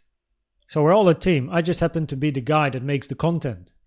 But also in the community, I always, in the morning, I always scroll through Discord and I check what people came up to. And if there's any interesting scenarios that I haven't thought of that people share in Discord, I always put their name in my videos because it's you got to give credit to the person that then came up with that scenario, you know? So yeah, I always like to add the community to my content as well, because in the end we're all in the same game. I just happen to be the guy that makes videos. But yeah, we're all in it. Is this, by the way, the best chart? Binance? I guess I've already done this. Crypto cap. Oh, what? No. Doge. Oh, yeah, I guess. Doesn't matter. Let me just use this. Oh, nice. So it's completely empty. I don't even have analysis on this chart. Now that makes life interesting. So we can start over. Just trying to see if there's a better volume chart. Not this one. With history. No. Yo, what's up, Dave? Enjoy the gym. What the hell?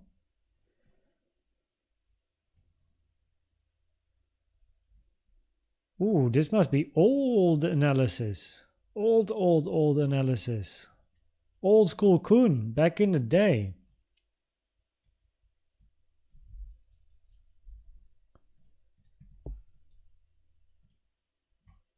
Wait, what is this?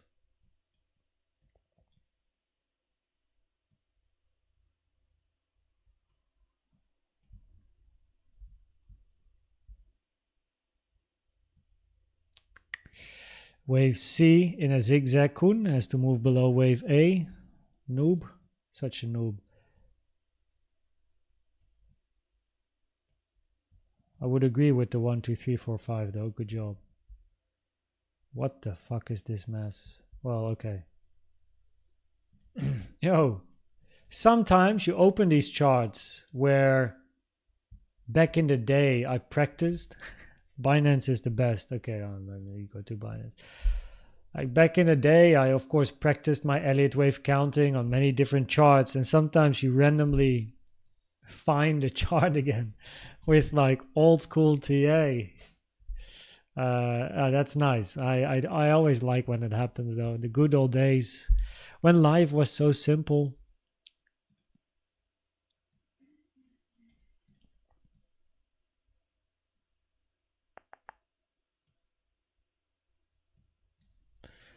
Okay, fresh.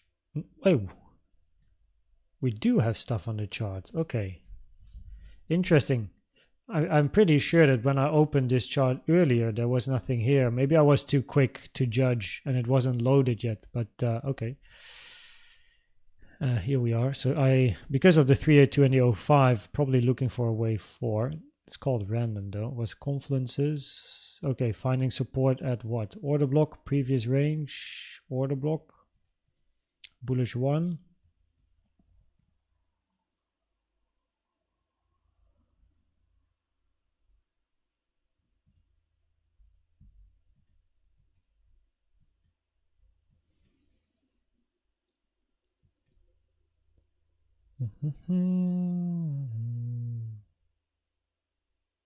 Zigzag, zigzag.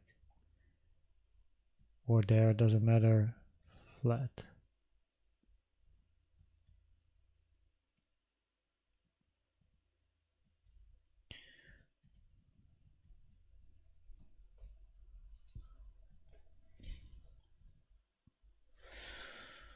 I don't like this.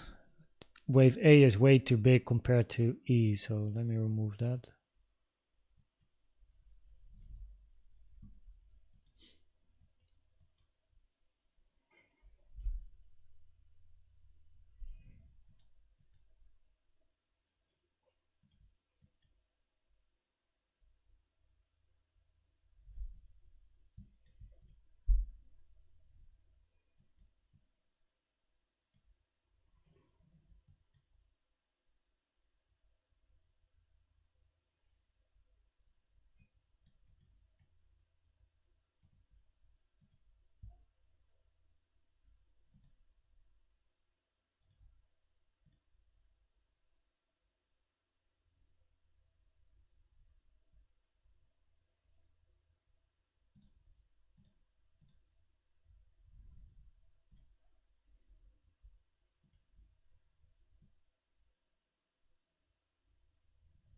You're pretty much at the max.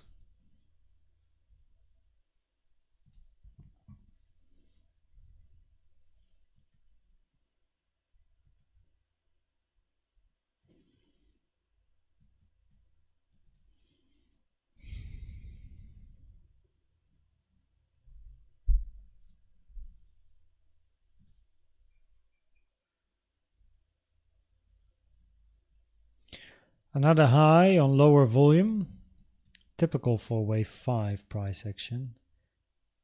So, but we only have one range here. And if this is the low of 2, then we started with a range here. And after the push, we didn't really get range up to have like a 1, 2, 1, 2, 3, 4, 5, 4, 5. So therefore, initially, I'd be looking for this to start with.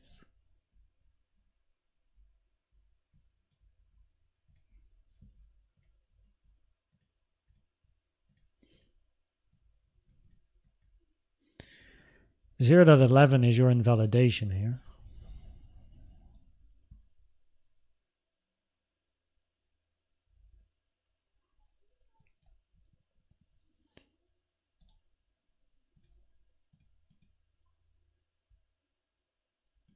We check that out in a little bit.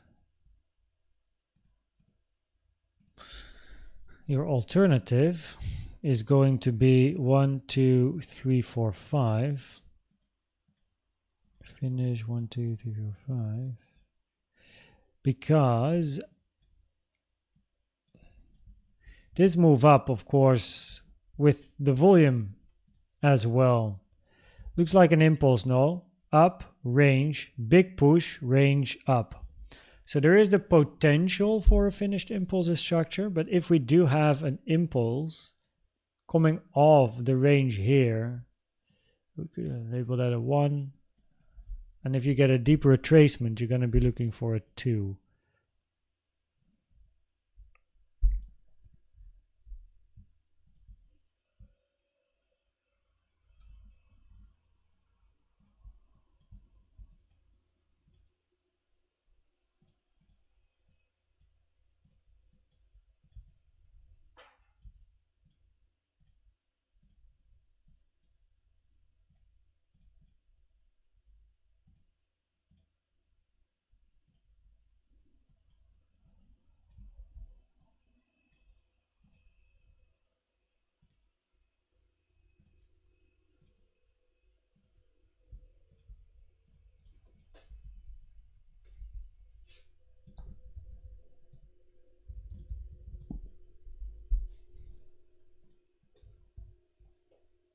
Okay.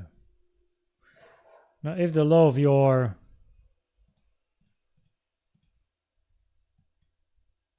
four would be in, you want to count an impulse, of course. Now, I don't know how old this count is. I go to the 4 hours.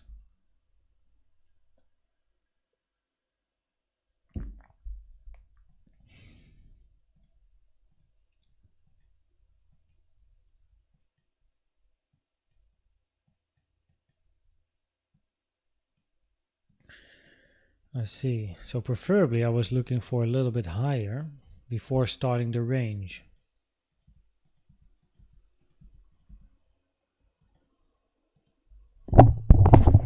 Oh, I'm so sorry for the headphone users.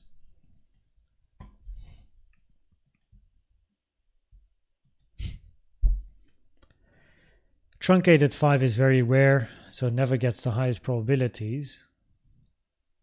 1, 2, 3, 4, 5. Yeah, so there is a chance this is a 3 wave, not a 5 wave. 1, 2, 1, 2, 3, 4, 5, 4, 5. Yeah, preferably I wanted to see another 4 and 5. We didn't get it.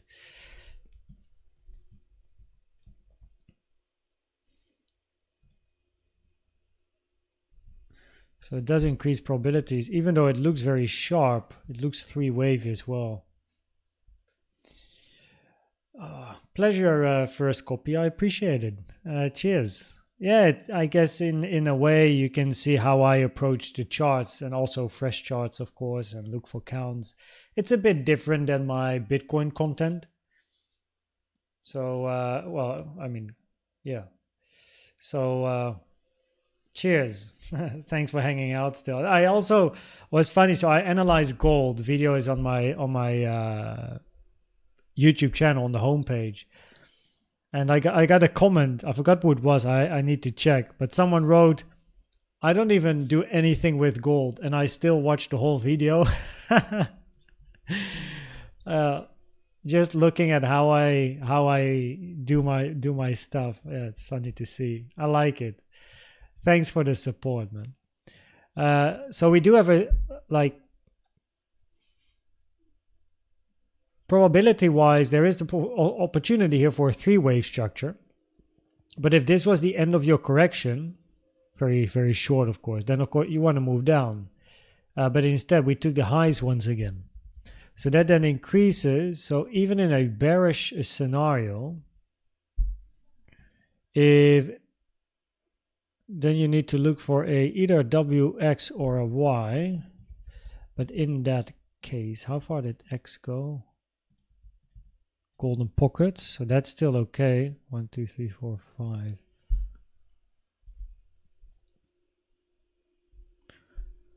That would be an invalidation. Yo, Mark, what's up, man? How you doing?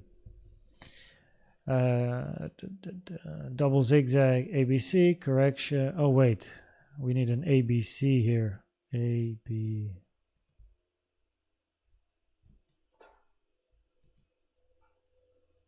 Oh, we took the high. It looks quite okay as like 1, 2, 3, 4, 5, you know, but I think it is expanding as well.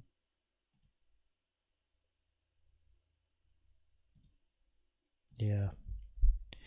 Also expanding, so not great probabilities.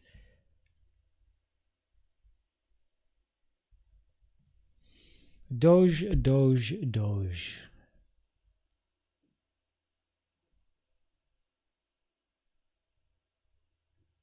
Okay, let's zoom out again. I need the overview.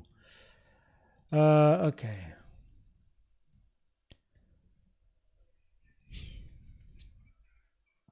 In the WX, so anyway, preferably this range that acted as support, this is the end. This is the end of your corrective structure. You look for price to move towards the upside. We can see the impulsivity, right? So from a bullish perspective, the primary scenario at the moment would be to have a 1, 2, 1, 2, 3, 4, 5. Look for a 4 and another 5.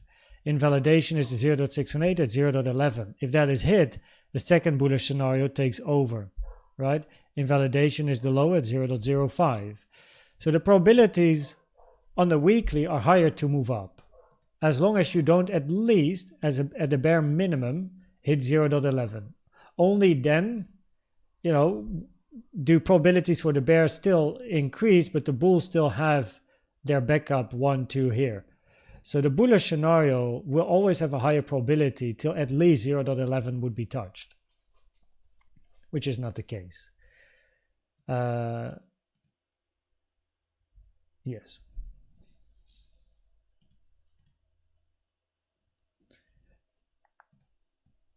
And this is your final range. I do apparently have some support between 0.03 and 0.02, and then some random line on the lower time frames. I'll probably make sense of it, but 0.02. So preferably, yeah, bullish wise, you hold and move up. We can see like, you know, so yeah. And I actually think I prefer to stay on the weekly at the moment. Because locally, even though we have a push up,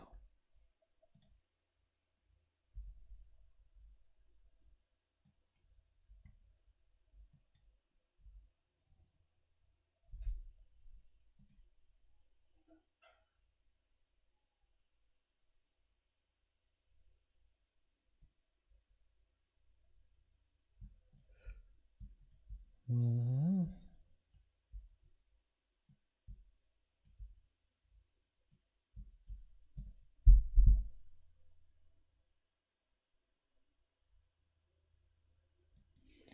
So we can count an impulse down here.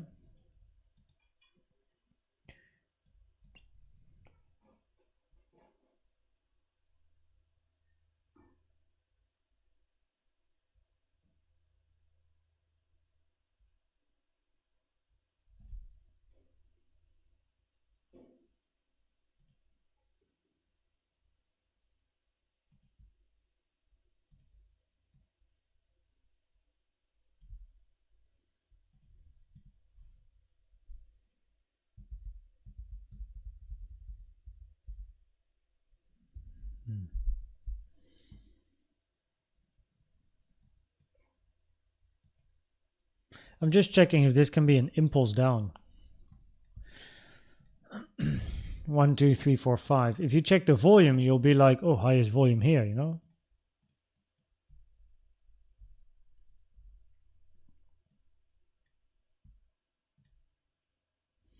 But what I look at is if this is your 1, 2, 1, 2, 3, 4, 5, 4, 5. Where's my 4, 5? Yeah. I want to have a 1, 2, 1, 2, 3, 4, 5, 4, 5. So it's kind of like I miss one. And that is why possibly I consider A, B, 1, 2, 3, 4, 5, C. Or, of course, double zigzag structures. But that would be a way to end here. But on Doge, the move up does not look like a great impulse because of the lack of another 4 or 5, which was definitely preferred. Oh wait, I can't go back that far. 2 hour.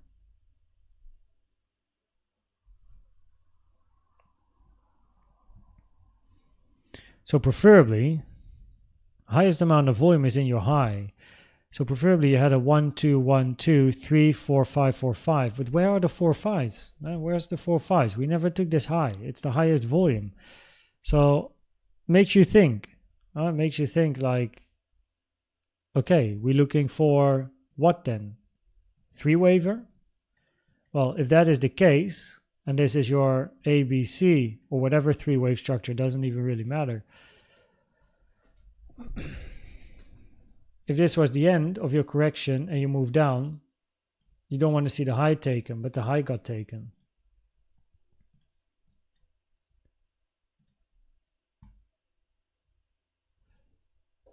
WXY double zigzag. This being a double zigzag at the moment, I mean, 1, 2, 3, 4, 5, sure, but a double zigzag here. And this has to be what?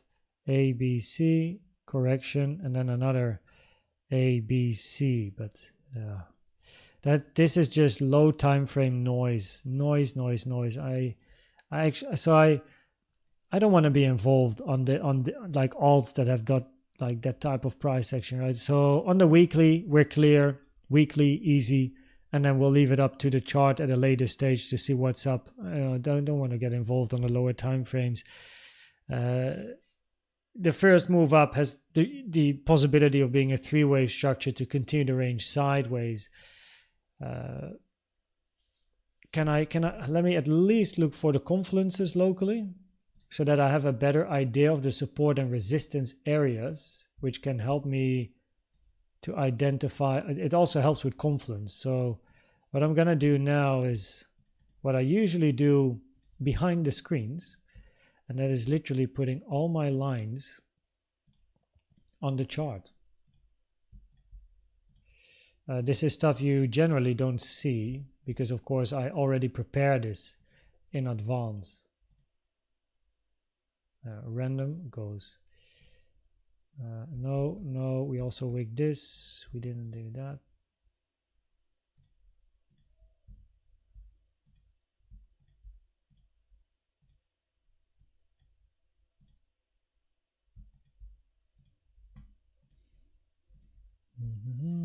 Interesting how the weeklies are in confluence with the monthlies as well. Okay, anything? The daily, let's have a look locally, what's up?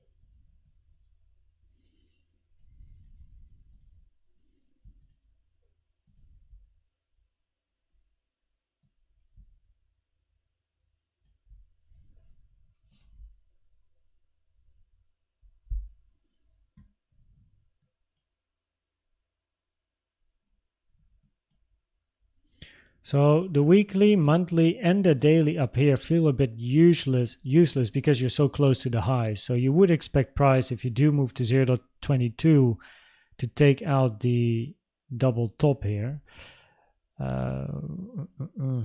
Range wise, point of control just below, tapped once. Yeah, so I'm just not too confident yet about impulsive structures here. It still feels very corrective, a lot of overlap here as well. So I would like to see a bigger, a bit of a stronger breakout or a stronger push instead of all that ranging and sideways price action. The chart is loading.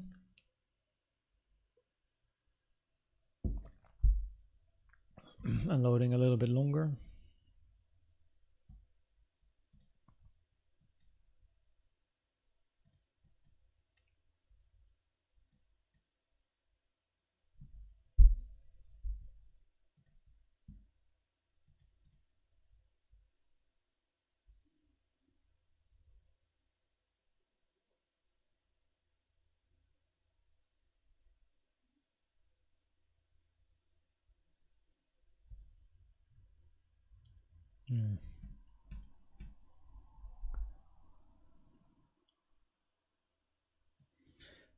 Is there a gap here?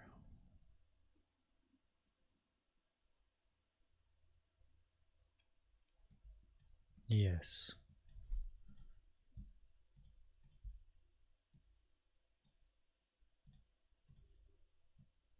Order block on the 2-day.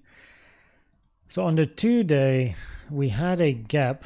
We touched it once here. We now touched it twice and also closing candles in the gap. So on a 2-day chart, so on the 2-day, the probabilities would be higher to then fill the gap. Once you close candles in a gap and test it for the second time, close candles inside it, it increases probabilities to fill the gap. And if so, your next area of resistance is 0.18, 0.19. To the downside, 0.14 looks like a great bunch of support. So pretty much this whole area is an area you preferably wanna hold, no? Pretty much.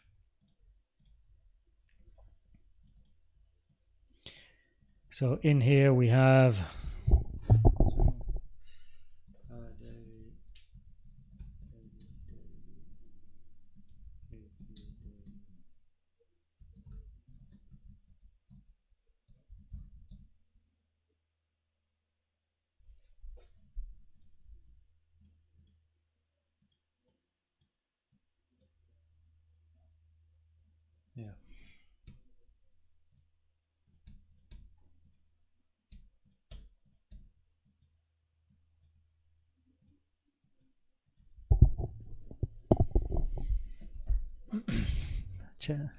Thanks, Mark.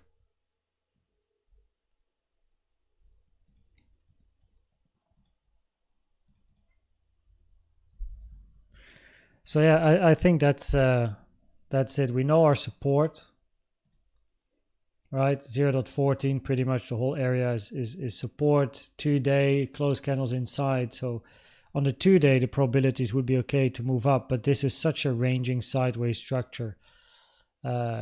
So we prefer to keep it very simple here.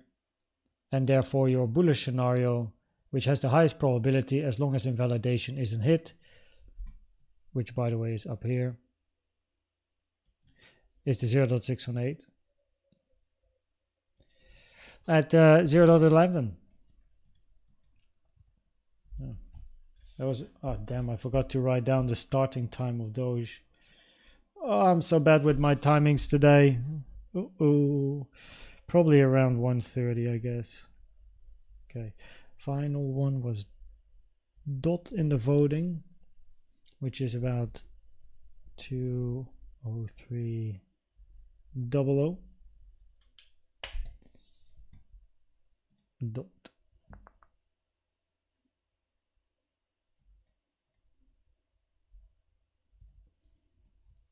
Ooh, magic red line holding. Must be a point of control. Very nice. Retested value area high. If the point of control is failing, we're going to move to the blue box, pretty sure. So we've been testing it a lot now, retesting the value area high. If you move below the point of control, probabilities are high to move down, no? So 641 is quite important support at the moment. Gap low on the 3-month chart.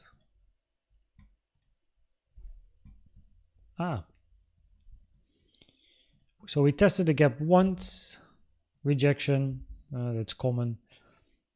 If you do move back up and once again, so 9.668 on a 3-month chart, but on the monthly or 2-monthly, if you close a candle above this level, it increases probabilities to fill the gap to 1430.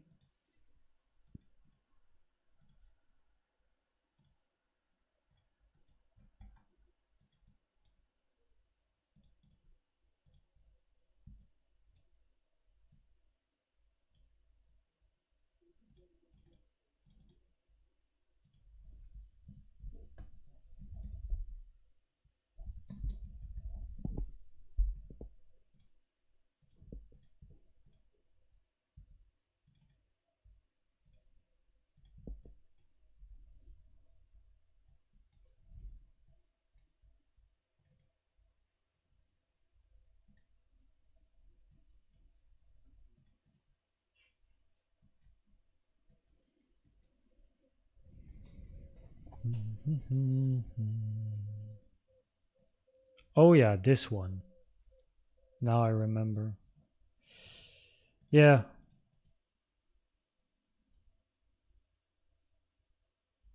Yeah, okay. I remember what I said here last time.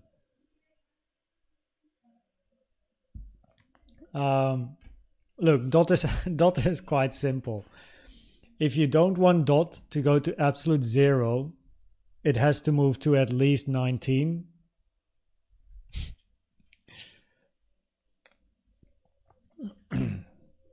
Like, yeah.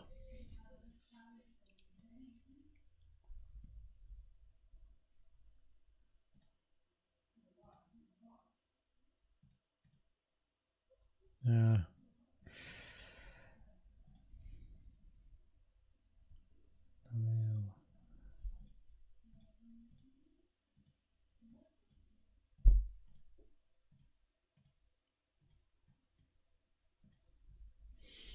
So we're either looking A, B, C, even if you make it W, X, right, and then Y. W is a zigzag structure, can only be a zigzag or a flat. So in that case, zigzag, flat, C is too long. So zigzag, and then you have X, and then you're looking for a wave Y. So if you have a zigzag, you look for an X, and then Y can either be a triangle or a flat. Now in a flat, you expect the high to be taken first before a move down. And in a triangle, you expect this to not take the low. So in other words, even in a WXY, you would expect price to still move up because you want to see a flat minimum. And in a zigzag, which is your bearish scenario A, B, C, you want at least 19 to be hit, because else you're going to 0. So yeah, that was quite easy. 1, 2, 3, 4, 5. What's my bullish here? Oh yeah, just starting an impulse at the low. Makes sense. You don't have to count this in a lot of detail, right? So either this is your low or it's not your low. But if it's not your low, then preferably you still move. So the thing is, this is either a wave A, a wave W, or a wave W, wave A, like starting a structure. Not a wave C, due to the time in like of C compared to A plus B, very low probabilities. So therefore, your bearish scenario is automatically going to be ABC or WXY. Now in an ABC, the rare target for a wave C is the 0.618. But in order for the rare target of wave C to be at the double bottom at 355, your B needs to at least go up to the golden pocket at 19. If you move down in a C before 19, your 0.618, if this would be your high, and mind you, the 0.618 is a rare target for a wave C, is at 2.40. The common target for C is the 1-to-1. In that case, you need to move all the way up to the 886 at 40 to get a 1-to-1 at the double bottom, and which arguably is your final area of support. If you fill the double bottom, there's nothing here. There's no analysis. If you move below the double bottom and not wick it, but instead start to close candles here, you got to start all over. You got to wait for a new impulse to form, and that's going to take weeks.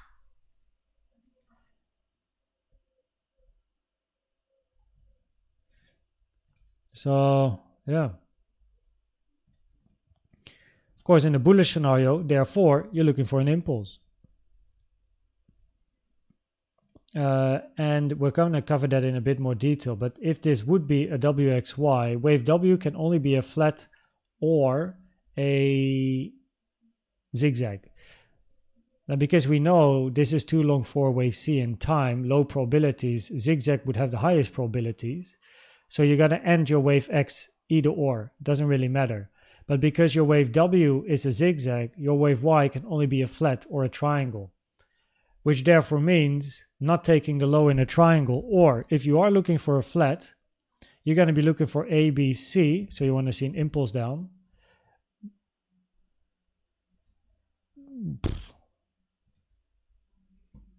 And of course, similar in time compared to your W, preferably. Now, this being a wave C, I mean, this, never mind. It's too short. If this is your W, even if I take the higher low here and you put in this is your X, 0.382. Oh, it finished before the 0.382. So preferably, this is not the end of your Y. That's low probabilities with this being X and this being Y. So in other words, you would prefer wave Y to be bigger. So either a continuation of the range in the bearish scenario here, or a flat where you then move up once again. So in other words, continue ranging and move up, wave Y finish and off you go. Or you continue your wave X or your wave Y, whatever, but you're still going to look for A, B, C flat and then Y, which still means take the high in that case. Which of course in the bullish scenario is also exactly what you're doing, continue up and take the high. And in the other bearish scenario, which is this one, you at least want to move to 19, which is also up. So so the probabilities on dot are higher to move up. And then once it does, well, we'll figure out what the structures are, no? But at the moment, the probabilities are higher to move up compared to taking the low at 355. You can always revisit those lows at a later stage. That's no problem.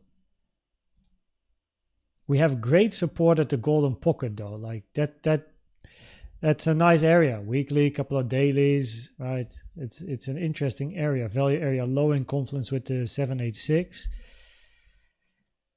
Currently at the point of control, which is already a good area of support, as you can see. It's been holding so far. So of course, there's always the potential for bloop, to finish and off, or you move down once more. Yeah. 4 hour. What's happening on? So Bitcoin hit resistance, by the way. So not surprised to see us retracing.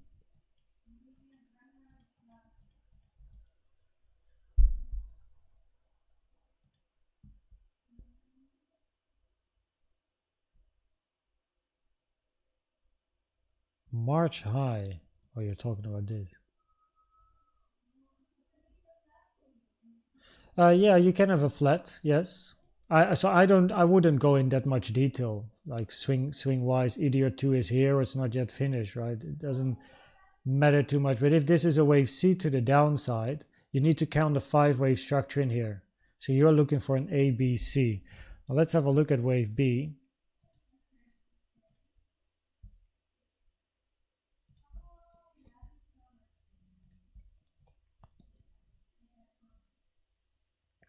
Ashley, is that Finley? Okay, let me 1 second. Let me quickly say hi to my niece.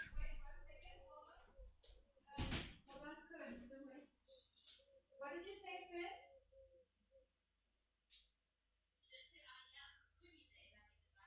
But can you ask Finn if she wants to speak to Uncle Finny?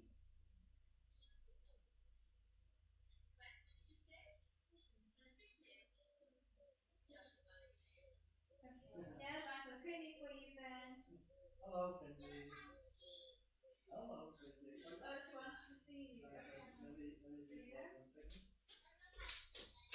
Okay, we're putting on video. 1 second, I'm gonna talk to my niece from South Africa. Give me 1 minute here.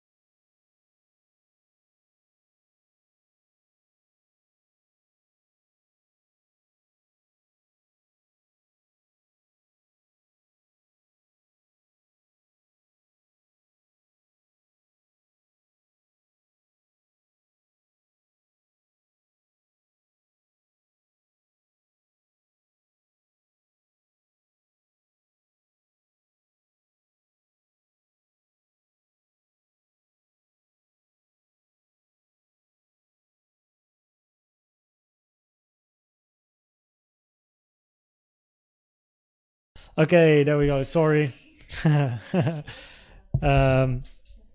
My young niece, she wants to pop in. She wants to see. Okay.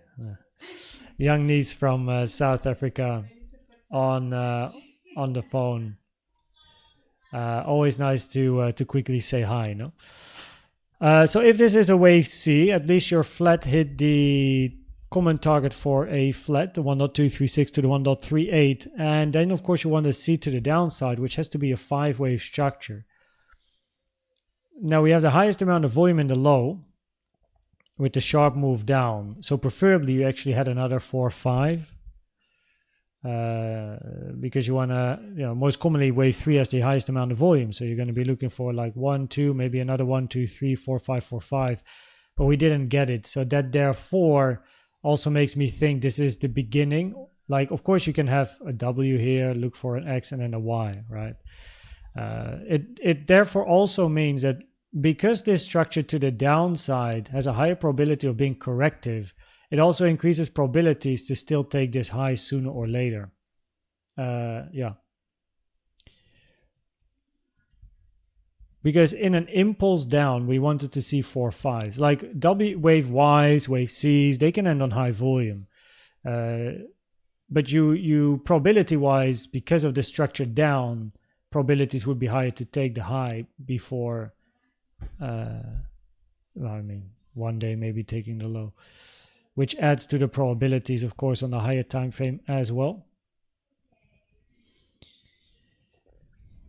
And this range so far is also already very long for a wave 4 now, no? So yeah, 6 fib time. Not like we made a high just before the 6 fib time, but I think we touched in. Oh, wait a minute. Oh no, the high is made after the 6 fib time.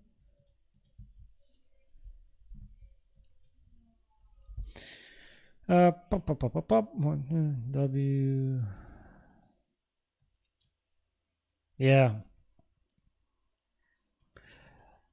Okay, so this is the thing. Even if it would be an impulse, 1, 2, 3, 4, 4 is very long, and then a 5, you would still expect a 5 to the downside. You would expect a bounce at the support area that we have here, right? Around pretty much inside 5, right? From 540 to 480.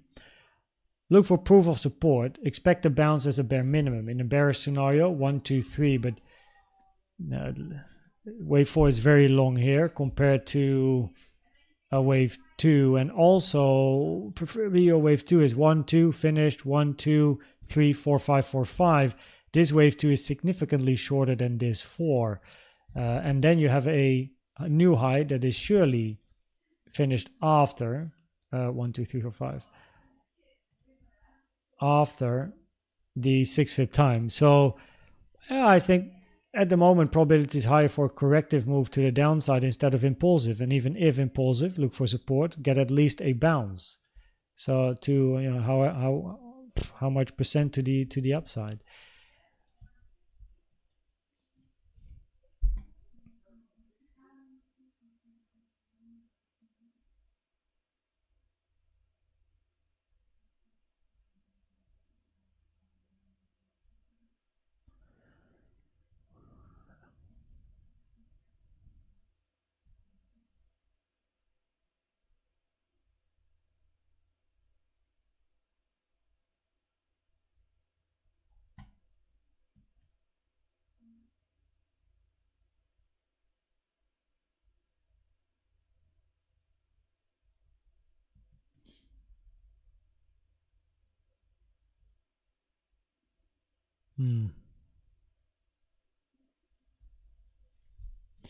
Would be very long wave 2s here. Yeah, 6 fib time.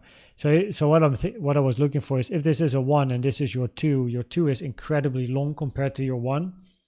You're looking for a flat.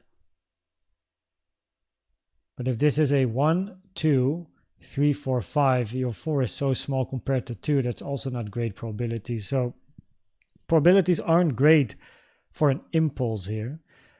Of course, this can be a 3-wave structure, A, B, C, wave A, diagonal, B, 1, 2, 3, 4, 5, and C. That's absolutely fine. And then this is either a 1 or a W. Or an A for a flat, but then you would expect the low to be taken anyway.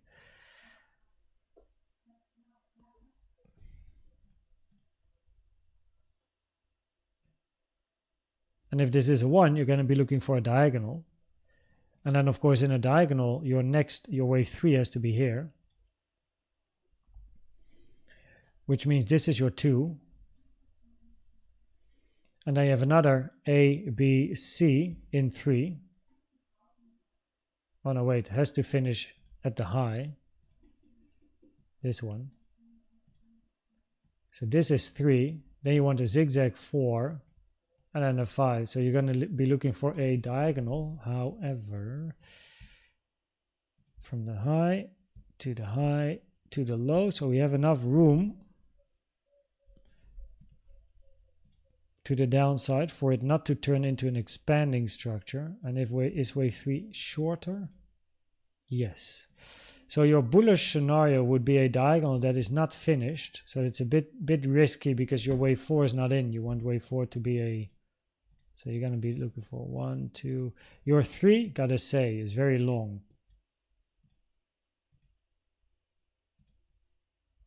It's a very long wave 3, like 3 times longer than wave 1 in a diagonal.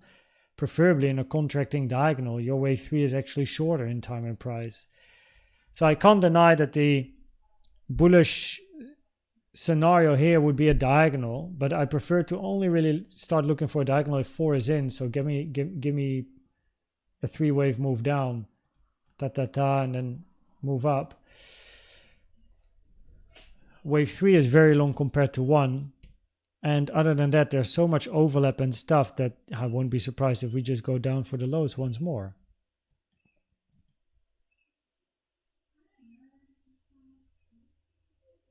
Cheers, Mark.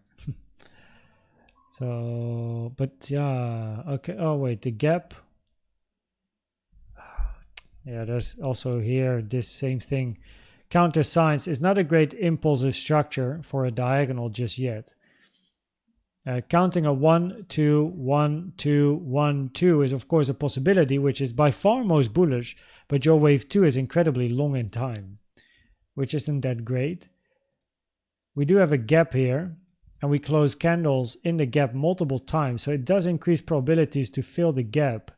So you have the probabilities of filling the gap going against probabilities of, whoa, there's a shitload of overlap here, like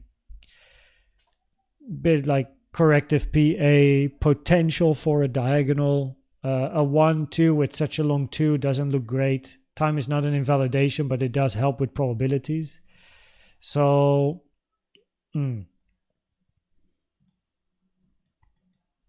it's not a great bullish start to a new structure. If, however,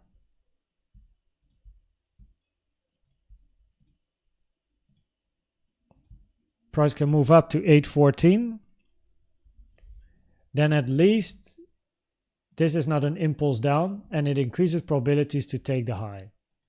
Whatever happens after, even if you do hit 618 and then move down again, you're going to be looking for the highs.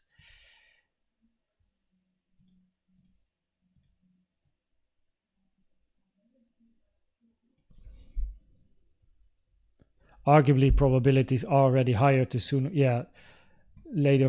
So if preferably in an impulse down, 1, 2, 1, 2, 3, 4, 4, 5, like 4, 5, 4, 5, but your first wave 4 hit the 618, taken from the high to the low. So it increased. So in general, whatever, even taken at a low or not, doesn't really matter. It doesn't look too great just now, but you are on the brink of filling a gap. But bullish structures are not amazing on the lower time frame. So probabilities here are higher to move up. But we're talking about a daily. I don't care if you go to the golden pocket first and then move up, but probabilities are higher to take out this high sooner or later. And the areas of support is where we are right now as an area 1. Not the greatest bullish structure on the lower time frames here, because of all the overlap and wave 2 being so long compared to 1, and then we need a diagonal, but we don't have a finished 4. But you do have a gap as well, so that's something. But we have the point of control acting as support. Lose that next area of support, probabilities remain higher to look for the highs at the moment, sooner or later, whenever. So yeah, do we spin the wheel next? Yes. What's up with Bitcoin?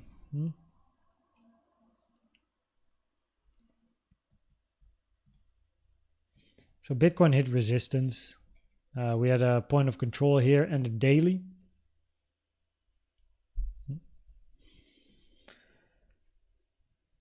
Yeah.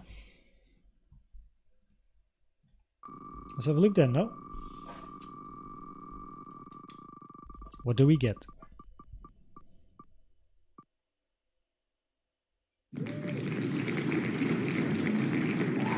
Not even sure if I'll be able to find this, but I'm gonna write it down at least.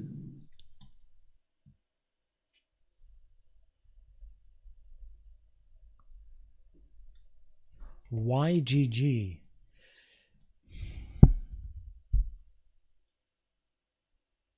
Okay. Never heard of it, but it exists. That's something. Okay.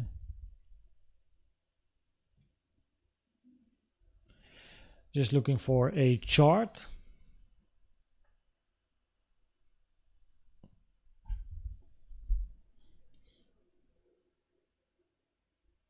Okay, pretty much Binance. If you don't know how the altcoin streams work, at the beginning, I give people 3 minutes to mention as many altcoins as possible. I note all of them down, remove the doubles by help of ChatGPT, then do a voting. Top 5 will be analyzed, the rest goes in the Wheel of Fortune. So the voting and everything has already been done.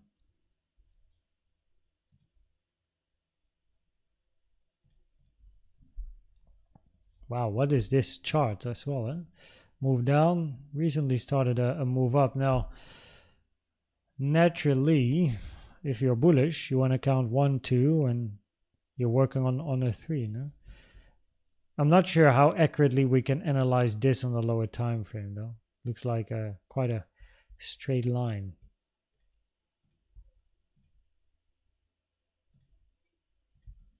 $786 support, which is a common target for a wave 2.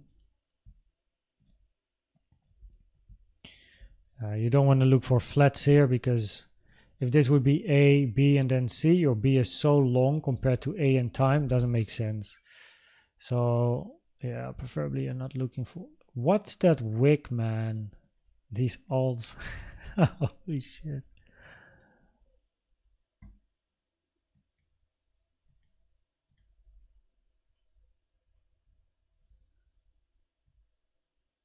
Yeah.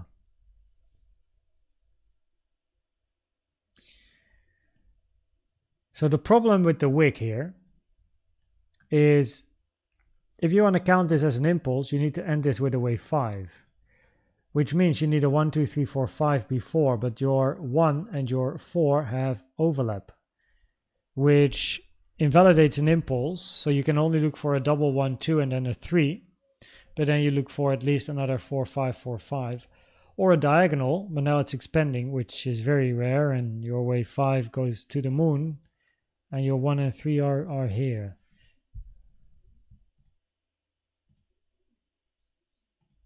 At least 3 is longer than 1. That's something.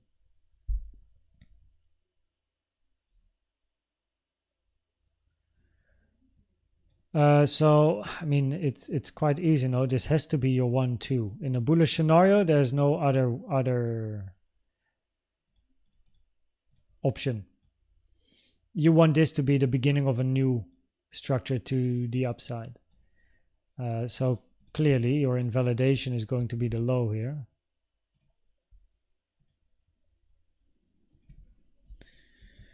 So whatever happened here?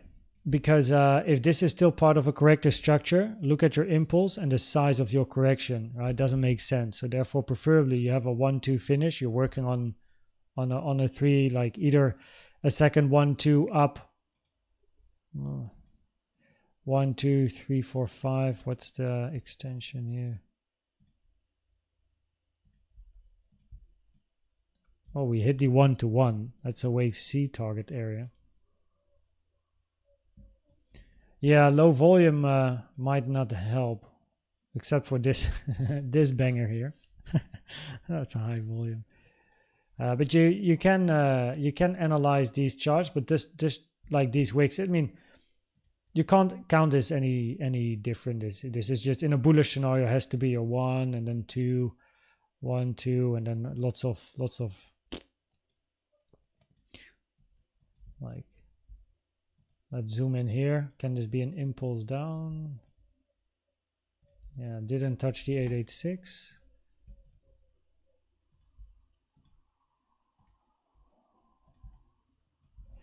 Still got enough space as well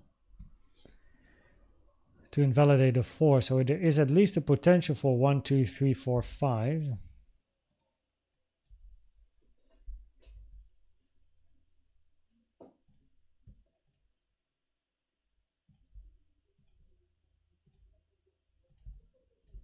886. So probabilities would be higher to still take these lows. Because if this is the low of a correction and you look for an impulse up, 1, 2, 3, 4, 5, the 886 is a rare target for 2, common for a wave B or an X, increasing probabilities any move after is a C or Y, increasing probabilities to sooner or later take the double bottom. We are now inside the gap for the second time. So you might first actually fill the gap. We also have 886 here. Did we take the high? Yeah. Yeah, we did. So we are in the gap now, second time.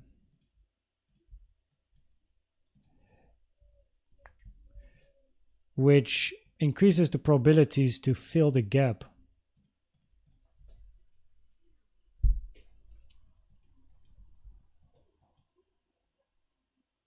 $1.21.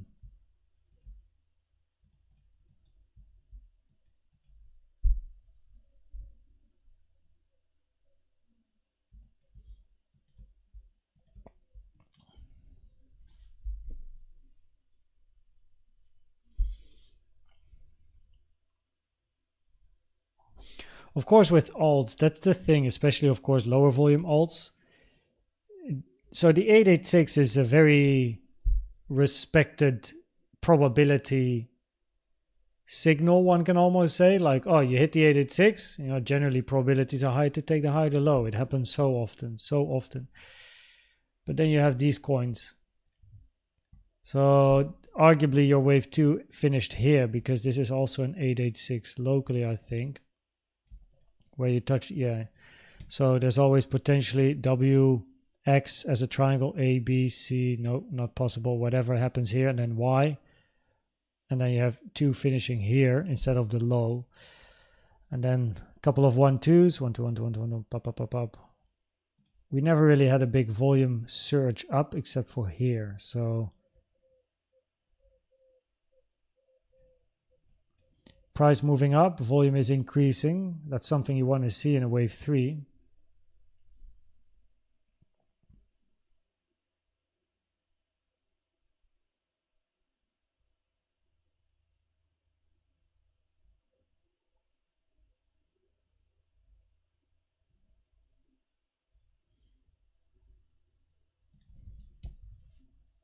Yeah.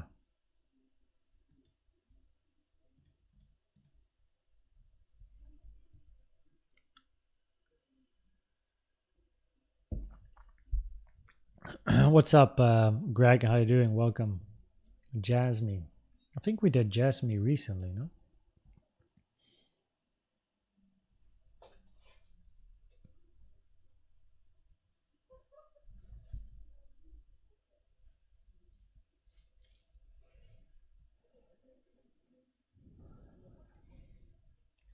So locally, we could have 1, 2, 1, 2, 3, 4, 5, 4, 5, ending either a bigger 1 or 3, but that would be very shallow for 3. In the bear scenario, it's simply a zigzag and you go down again, by the way.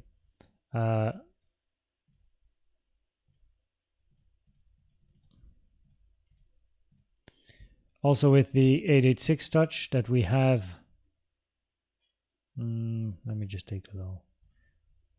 886 touch that we have locally here.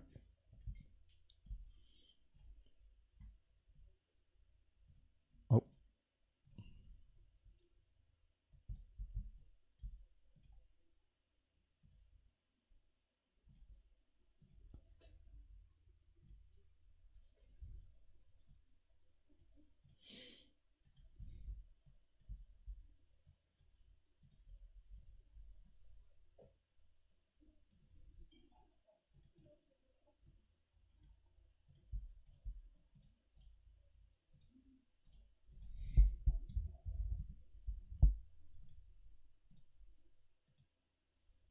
Mm-hmm. 382 is quite nicely respected, yeah, interestingly. So common target 05786, right? 382 minimum target would be very short for a wave 2 though. If we let's give it the benefit of the doubt from there to there. 0.382. 16th of June preferably would be a minimum target for a wave 2. So as we have been testing this gap and took the high here again, yeah, the probabilities are there to fill the gap, move to the order block that we have, which is in confluence with the golden pocket as well.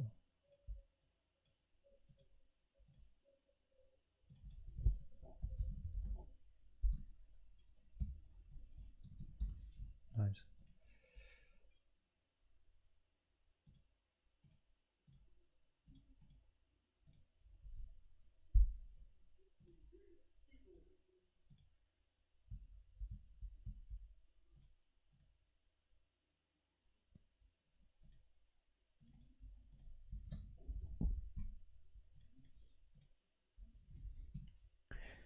Yeah, so arguably your most interesting area of resistance, no?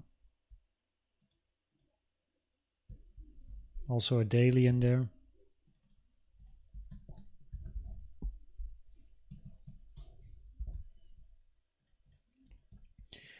So yeah,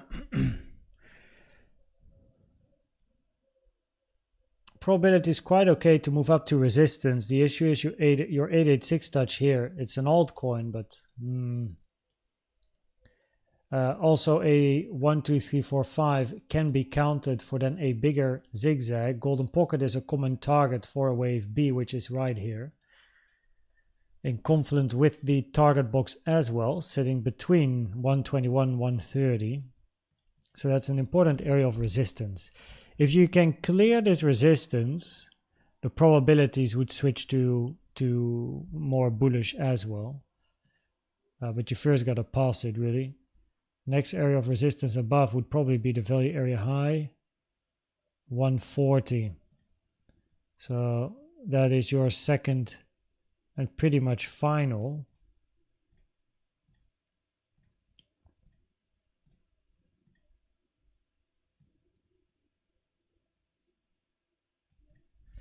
Area of resistance.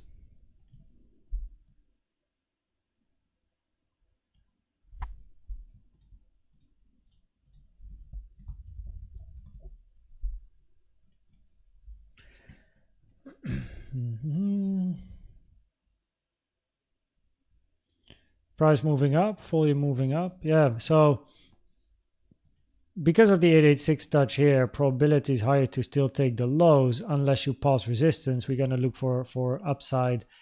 And in that case, in a most bullish scenario, you finish the double 1-2, but that is very unlikely. So because of time. So if you do pass these resistances, then arguably we're looking for a wave 4 and a 5 to then top and reject. But the thing is, once you pass this high, of course, there's not much like going on the left side. It's been so long ago on this chart as well. It's a few years. So preferably, it's almost like price discovery. Just gonna wait for a range to form because it might extend very far or not. But that's only something we'll figure out at a later stage. So yeah.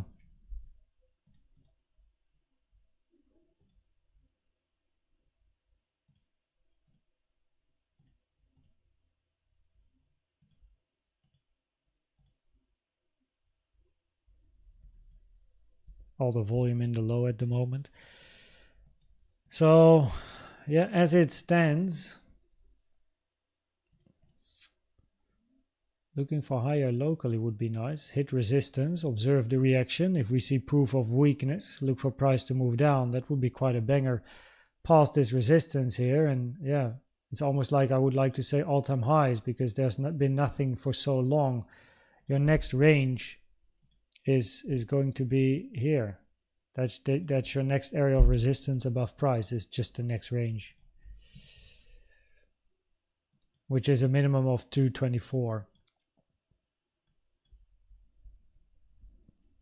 I mean, it doesn't look weak, you know, like, yeah, we have a 5-wave move down, potential for a zigzag, but before you change probabilities to bearish again,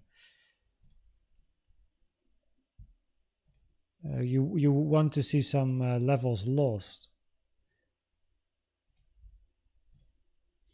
You did reject in the zigzag, most common zigzag target area, which is the 1 to the 1.236.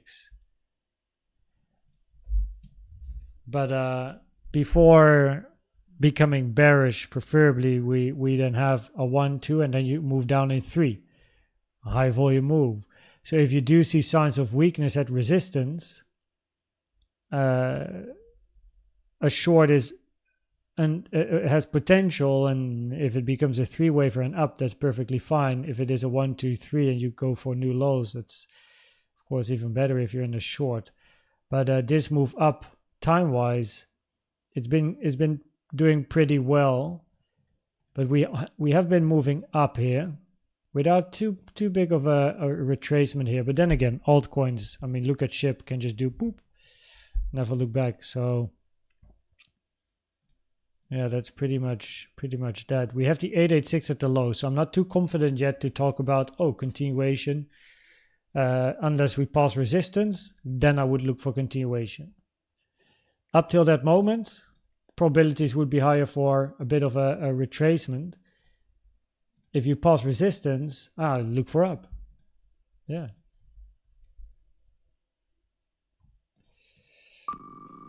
Okay, next up. What's up, Dasik, Ben and Chunk? Welcome. Hey, Seabell. Huh? Put it in the air. There you go. I think we've done JASMY recently.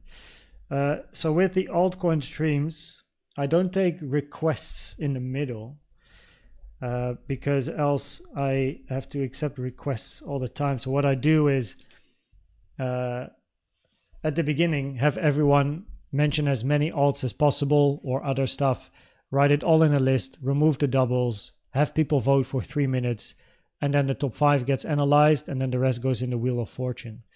That is currently the pretty much the way to go.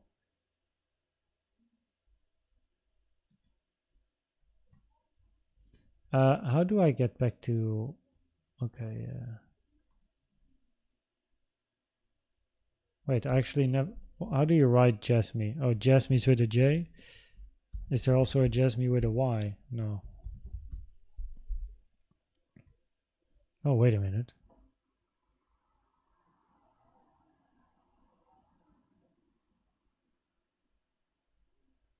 Don't have it.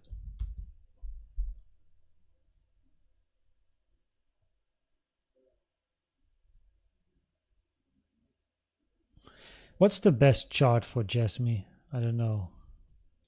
Oh, it's pumping.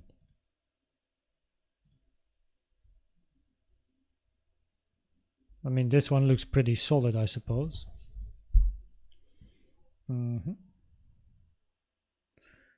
Okay, let me use Coinbase. A little bit more data, but it doesn't really matter. I mean, volume. Check the volume. JASMY compared to Binance. And Coinbase is same volume as well. How do the lower time frames look? Oh, it looks fine. Okay, never mind. I'll just use Binance then.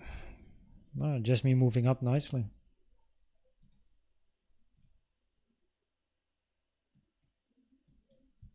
Coinbase JASMY has been around. Oh, I mean, both this yeah. In both cases, this is the low. So I with new charts, I'm only interested in this.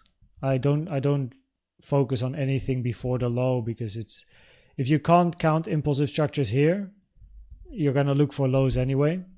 So I'm only interested in the whatever happens after the low, and I think that's very similar between the two. Even a volume between the two.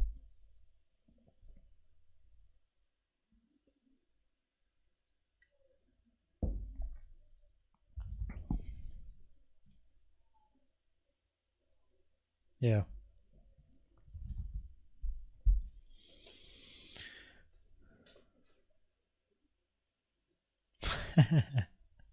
Adam.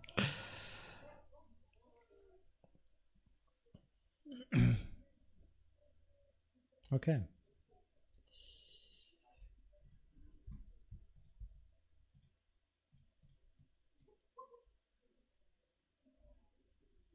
I mean, this is a very easy chart, no? You're just gonna look for an impulse.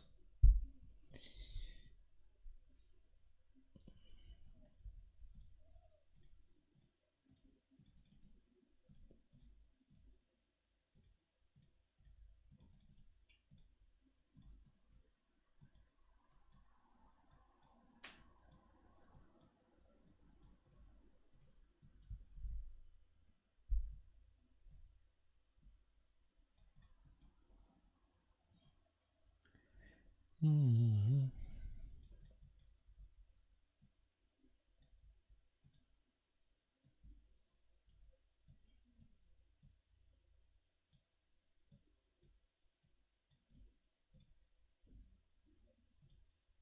Let me refresh my trading view for a bit because you may have seen it, but it's a little laggy at times.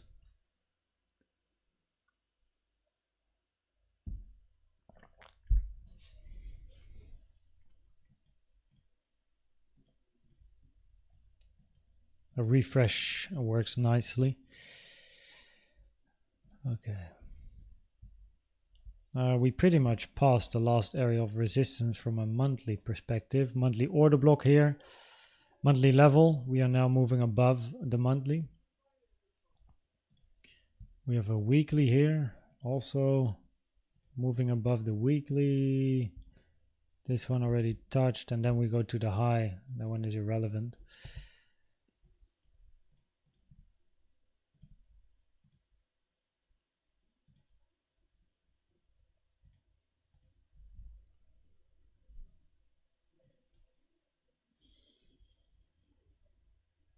Yeah, there's not much, So, yeah, I mean, JASMY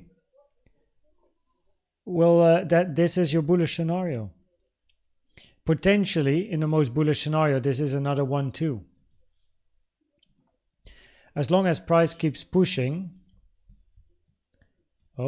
As long as price keeps pushing on high volume, you just wait for the next range to form, observe the range price action, and in an impulsive structure, you're at least looking minimum for another high, another range, and another high. This is your low, so you would be 1, 2, 1, 2, 3, 4, 5, 4, 5. So as long as price keeps pushing on JASMY, it goes, and then just wait for a range to form from an Elliott Wave perspective. Just wait for a range, and then the range will give you all the info that you need. And as price moves up, you also take this fib from the low to the high, toggle on the 0.618 on the log chart.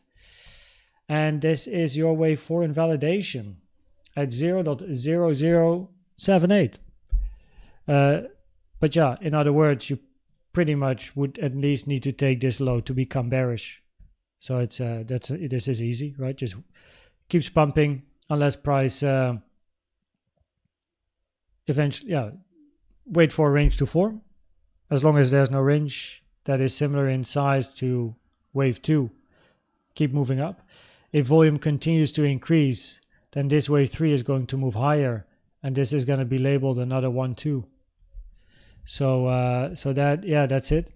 We had a monthly order block here, a monthly and weekly level as well. All of this is now being passed with the current candle. So you might like close above, retest that, and then, yeah, I mean, won't be surprised if we see all-time highs after. I mean, you need to at least wait for one more range and up pretty much. Your bearish scenario is A, B, and then C. 1, 2, 3, 4, 5. So it's easy. 1, 2, 3, 4, 5. If this 5 is in and your next range is going to move below this wave 4, probabilities would increase to move down. Yeah. So in other words, you look for price to move up and eventually build a range. And in the bullish scenario, look for a 4 and a 5. And in the bearish scenario, look for downside. So yeah, but there's not too much resistance that we can use here. So we need to pretty much use local price action to observe the probabilities of ranges. So yeah, nice chart though. well, moves up impulsively. Okay, yeah.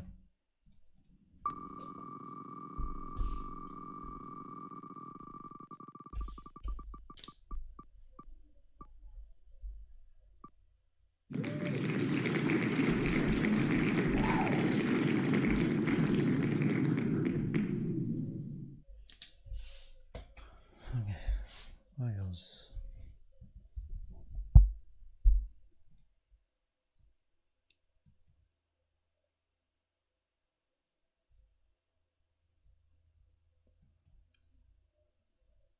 This is another one. Just wait for a range to form.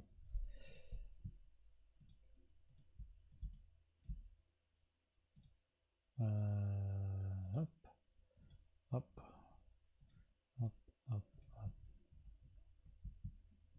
786 is touched.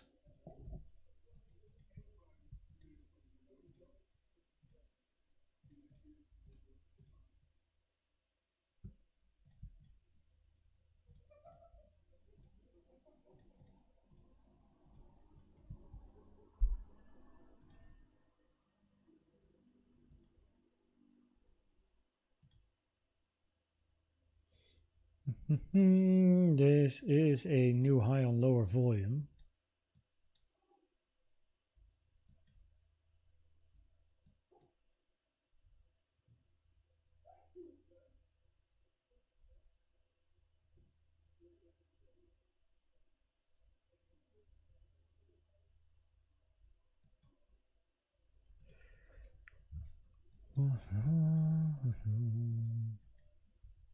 I mean, yeah, so now you're in price discovery.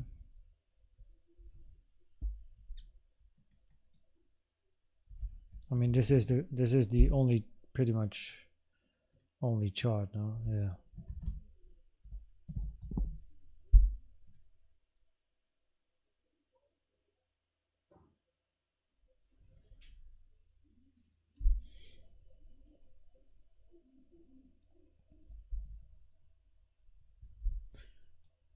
Huh, not yet. Close enough. Nonetheless, on KuCoin you hit the 886 taken from this high to the low. So yeah. And you move down, high probability of being CRY, increasing probabilities to take the high. If I quickly on KuCoin pull a fib from the high to the low. Yeah, 886, you're already pretty much above the 886 now anyway. So you would need to lose this range to become more bearish.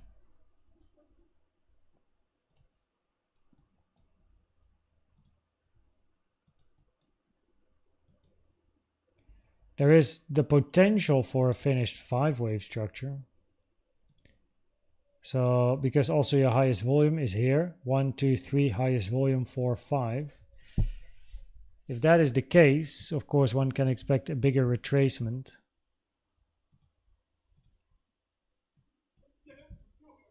So common target area 0.5 to the 786, 0.10 to 0.02. Yo, 95%. Your two most important areas of support is this order block, and then you have pretty much this range.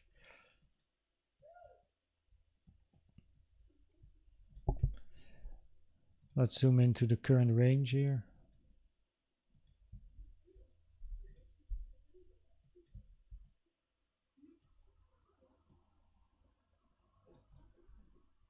Ended on the highest amount of volume, increasing the probabilities this is corrective and not impulsive. Price retraced up, too high for a wave 4.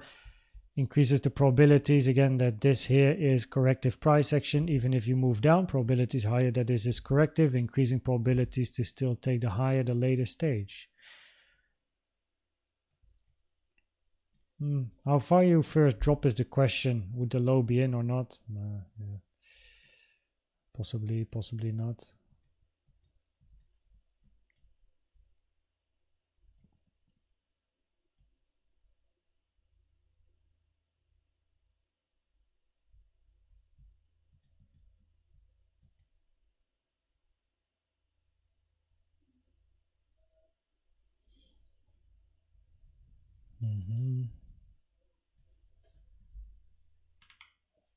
Yeah, I mean, that's pretty much it for AIOZ, no? Like of course, you can go in a lot of detail, but probabilities are higher to sooner or later still look for all-time highs. This structure to the downside has a high probability of being corrective, so any move down, still high probabilities it's corrective, so you don't expect retracements that go very, very deep, because then you want to see an impulsive structure to the downside first. Now there's 3 impulsive structures. Impulse 1, 2, 3, 4, 5. You don't want too much overlap, preferably in that structure. Highest volume is in wave 3, which is by far most common.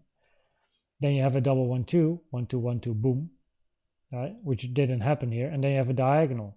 But then this is your 1, 2. You still need a 3, 4, and a 5, and then a retracement. Before starting to think about diagonals, you need at least a wave 4 to be finished. Now, if this is your low, of course, you're going to be looking for impulsive structures to the upside. What's up, Tortuga? So, if this is your low, you want to do the same thing, but then to the upside. Impulse, double 1, 2, diagonal. In an impulse, you have a 1, 2, very long 2 compared to 1, which does lower the probabilities of a 2, though. 3, 4, 5. In that case, 1 and 4 have overlap. So you have to think about diagonals in that case.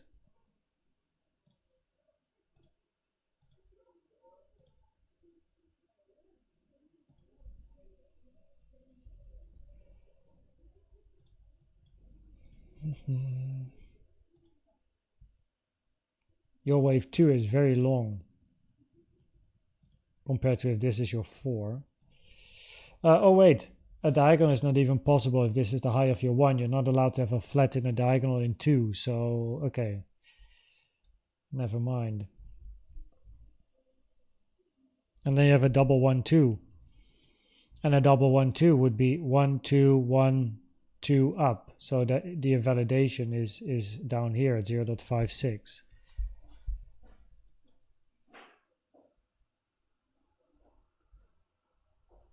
And then so what I again would do is exactly the same, is just go to the higher charts and then locally look for the support resistance, which will help me to identify Elliott waves as well. Or if we lose that support or we lose that resistance, that will add probabilities to bears or bulls.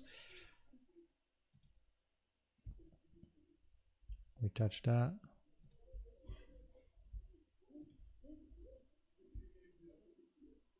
We are now at a daily here as well, currently. There's many dailies to the upside. To the downside, I'm more interested to look, of course, for support if we are looking for upside. Value area low. Point of control. This is an area. Take the high. Golden pocket is there as well. Yeah, I mean, arguably your most interesting area is the weekly. It's pretty much this. But yeah, let's make it big because we can. So we know the areas. Weekly, monthly.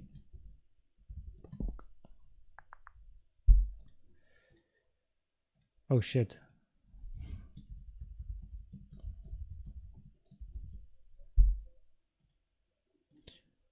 Lose this, new lows.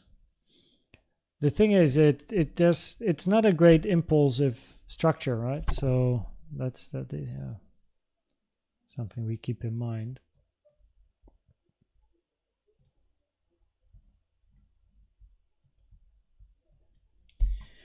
Impulse, no. Diagonal, no. Flat in 2.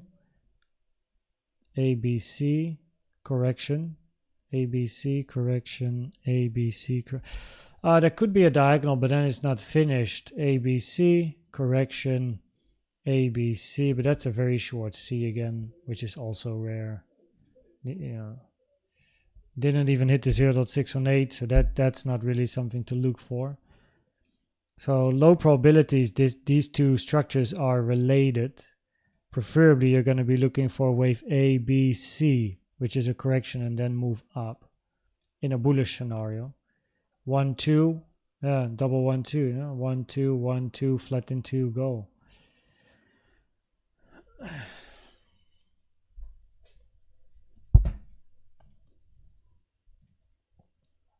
So yeah, if you do lose this, there's not too much to the downside though. Your next area of support is all the way down here at 0.26, 0.33. Yeah, not too great of a structure of the low here. But then look at this. I mean, on a weekly time frame, yeah, you have another high on lower volume, noteworthy. You have a potential finished 5-wave structure, 1 2 3 4 5, looking for a retracement in a 2. But at the moment, on the lower time frame, your first move down here has a higher probability of being corrective with the highest amount of volume in the low, a 3-wave structure. So in other words, the probabilities will be higher that the range we're forming locally is again corrective and not impulsive. In other words, it will never go all the way down that far just yet. You would need an impulse to then get a B or 2 and then a big C or a big 3. Of course, we can move down, but in an impulse, if this is a finished wave 1 and then you look for 2, you don't expect price to go all the way down here at the moment. You would expect price to take that high sooner or later. Area of support is clear. If that doesn't hold, there's not too much left. So your next area of support is down here, 0.33, 0.26. So that's pretty much it, no? Now there goes Bitcoin. So yeah. That's that. Online for 3 hours. I think it is time for me to make a little Bitcoin update.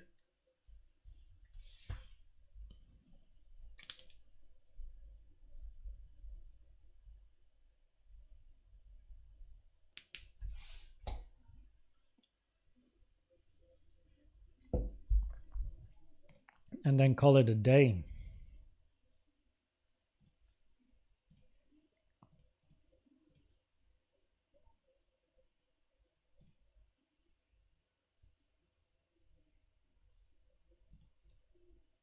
I'll make a video.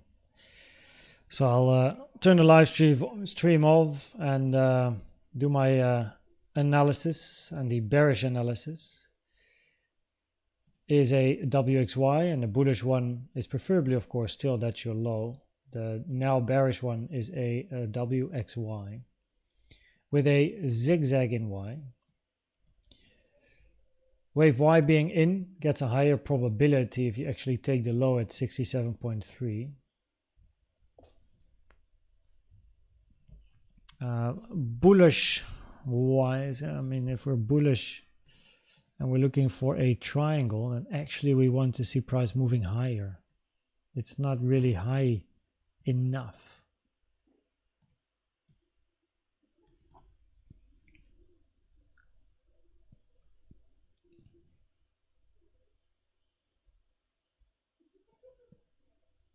TradingView definitely today takes a little bit of time to load the charts, no?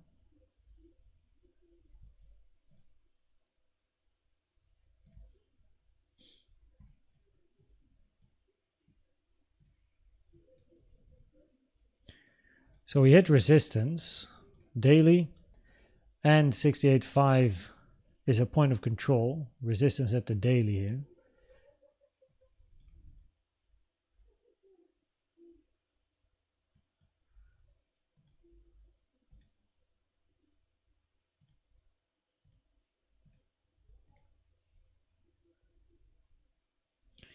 Low probabilities, if you do change market structure and take this low, probabilities are low. This is a flat for an A, B, C. In other words, if you do see an impulsive move down, probabilities are higher. It's a wave A or wave 1. So you would expect at least more downside.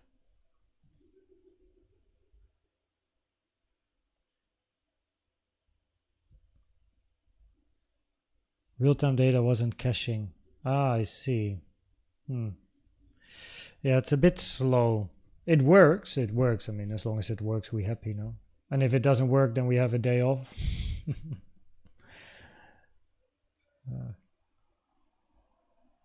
Okay, I'm gonna check the charts, record a video for Bitcoin on the channel, and then you know, that's that for today. Okay, in this stream we have done Ethereum, Solana, MATIC DOGE, YGG, YASMY, and AIOZ. So yeah. Ooh. Whoa, holy moly, my right knee is not 100, Joe.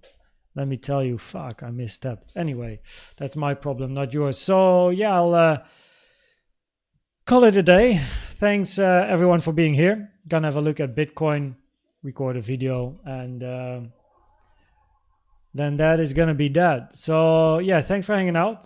Again, I will put the timestamps on inside the live stream right after the live stream, so right now. Ethereum, Solana, MATIC, Doge, YGG, JASMY, and AIOZ. And then, yeah, we'll see what we get next week, no? And how Bitcoin is performing upcoming week will undoubtedly have an influence on the alts as well. So curious to see what's going to happen. So thanks for being here. Thanks for hanging out. And I'm going to catch you at the next live stream, which will be tomorrow. And right now, after this live stream, I'm going to have a look at Bitcoin, make a video for you guys. And then the next one is going to be tomorrow morning again. So thanks for hanging out. See you at the next one.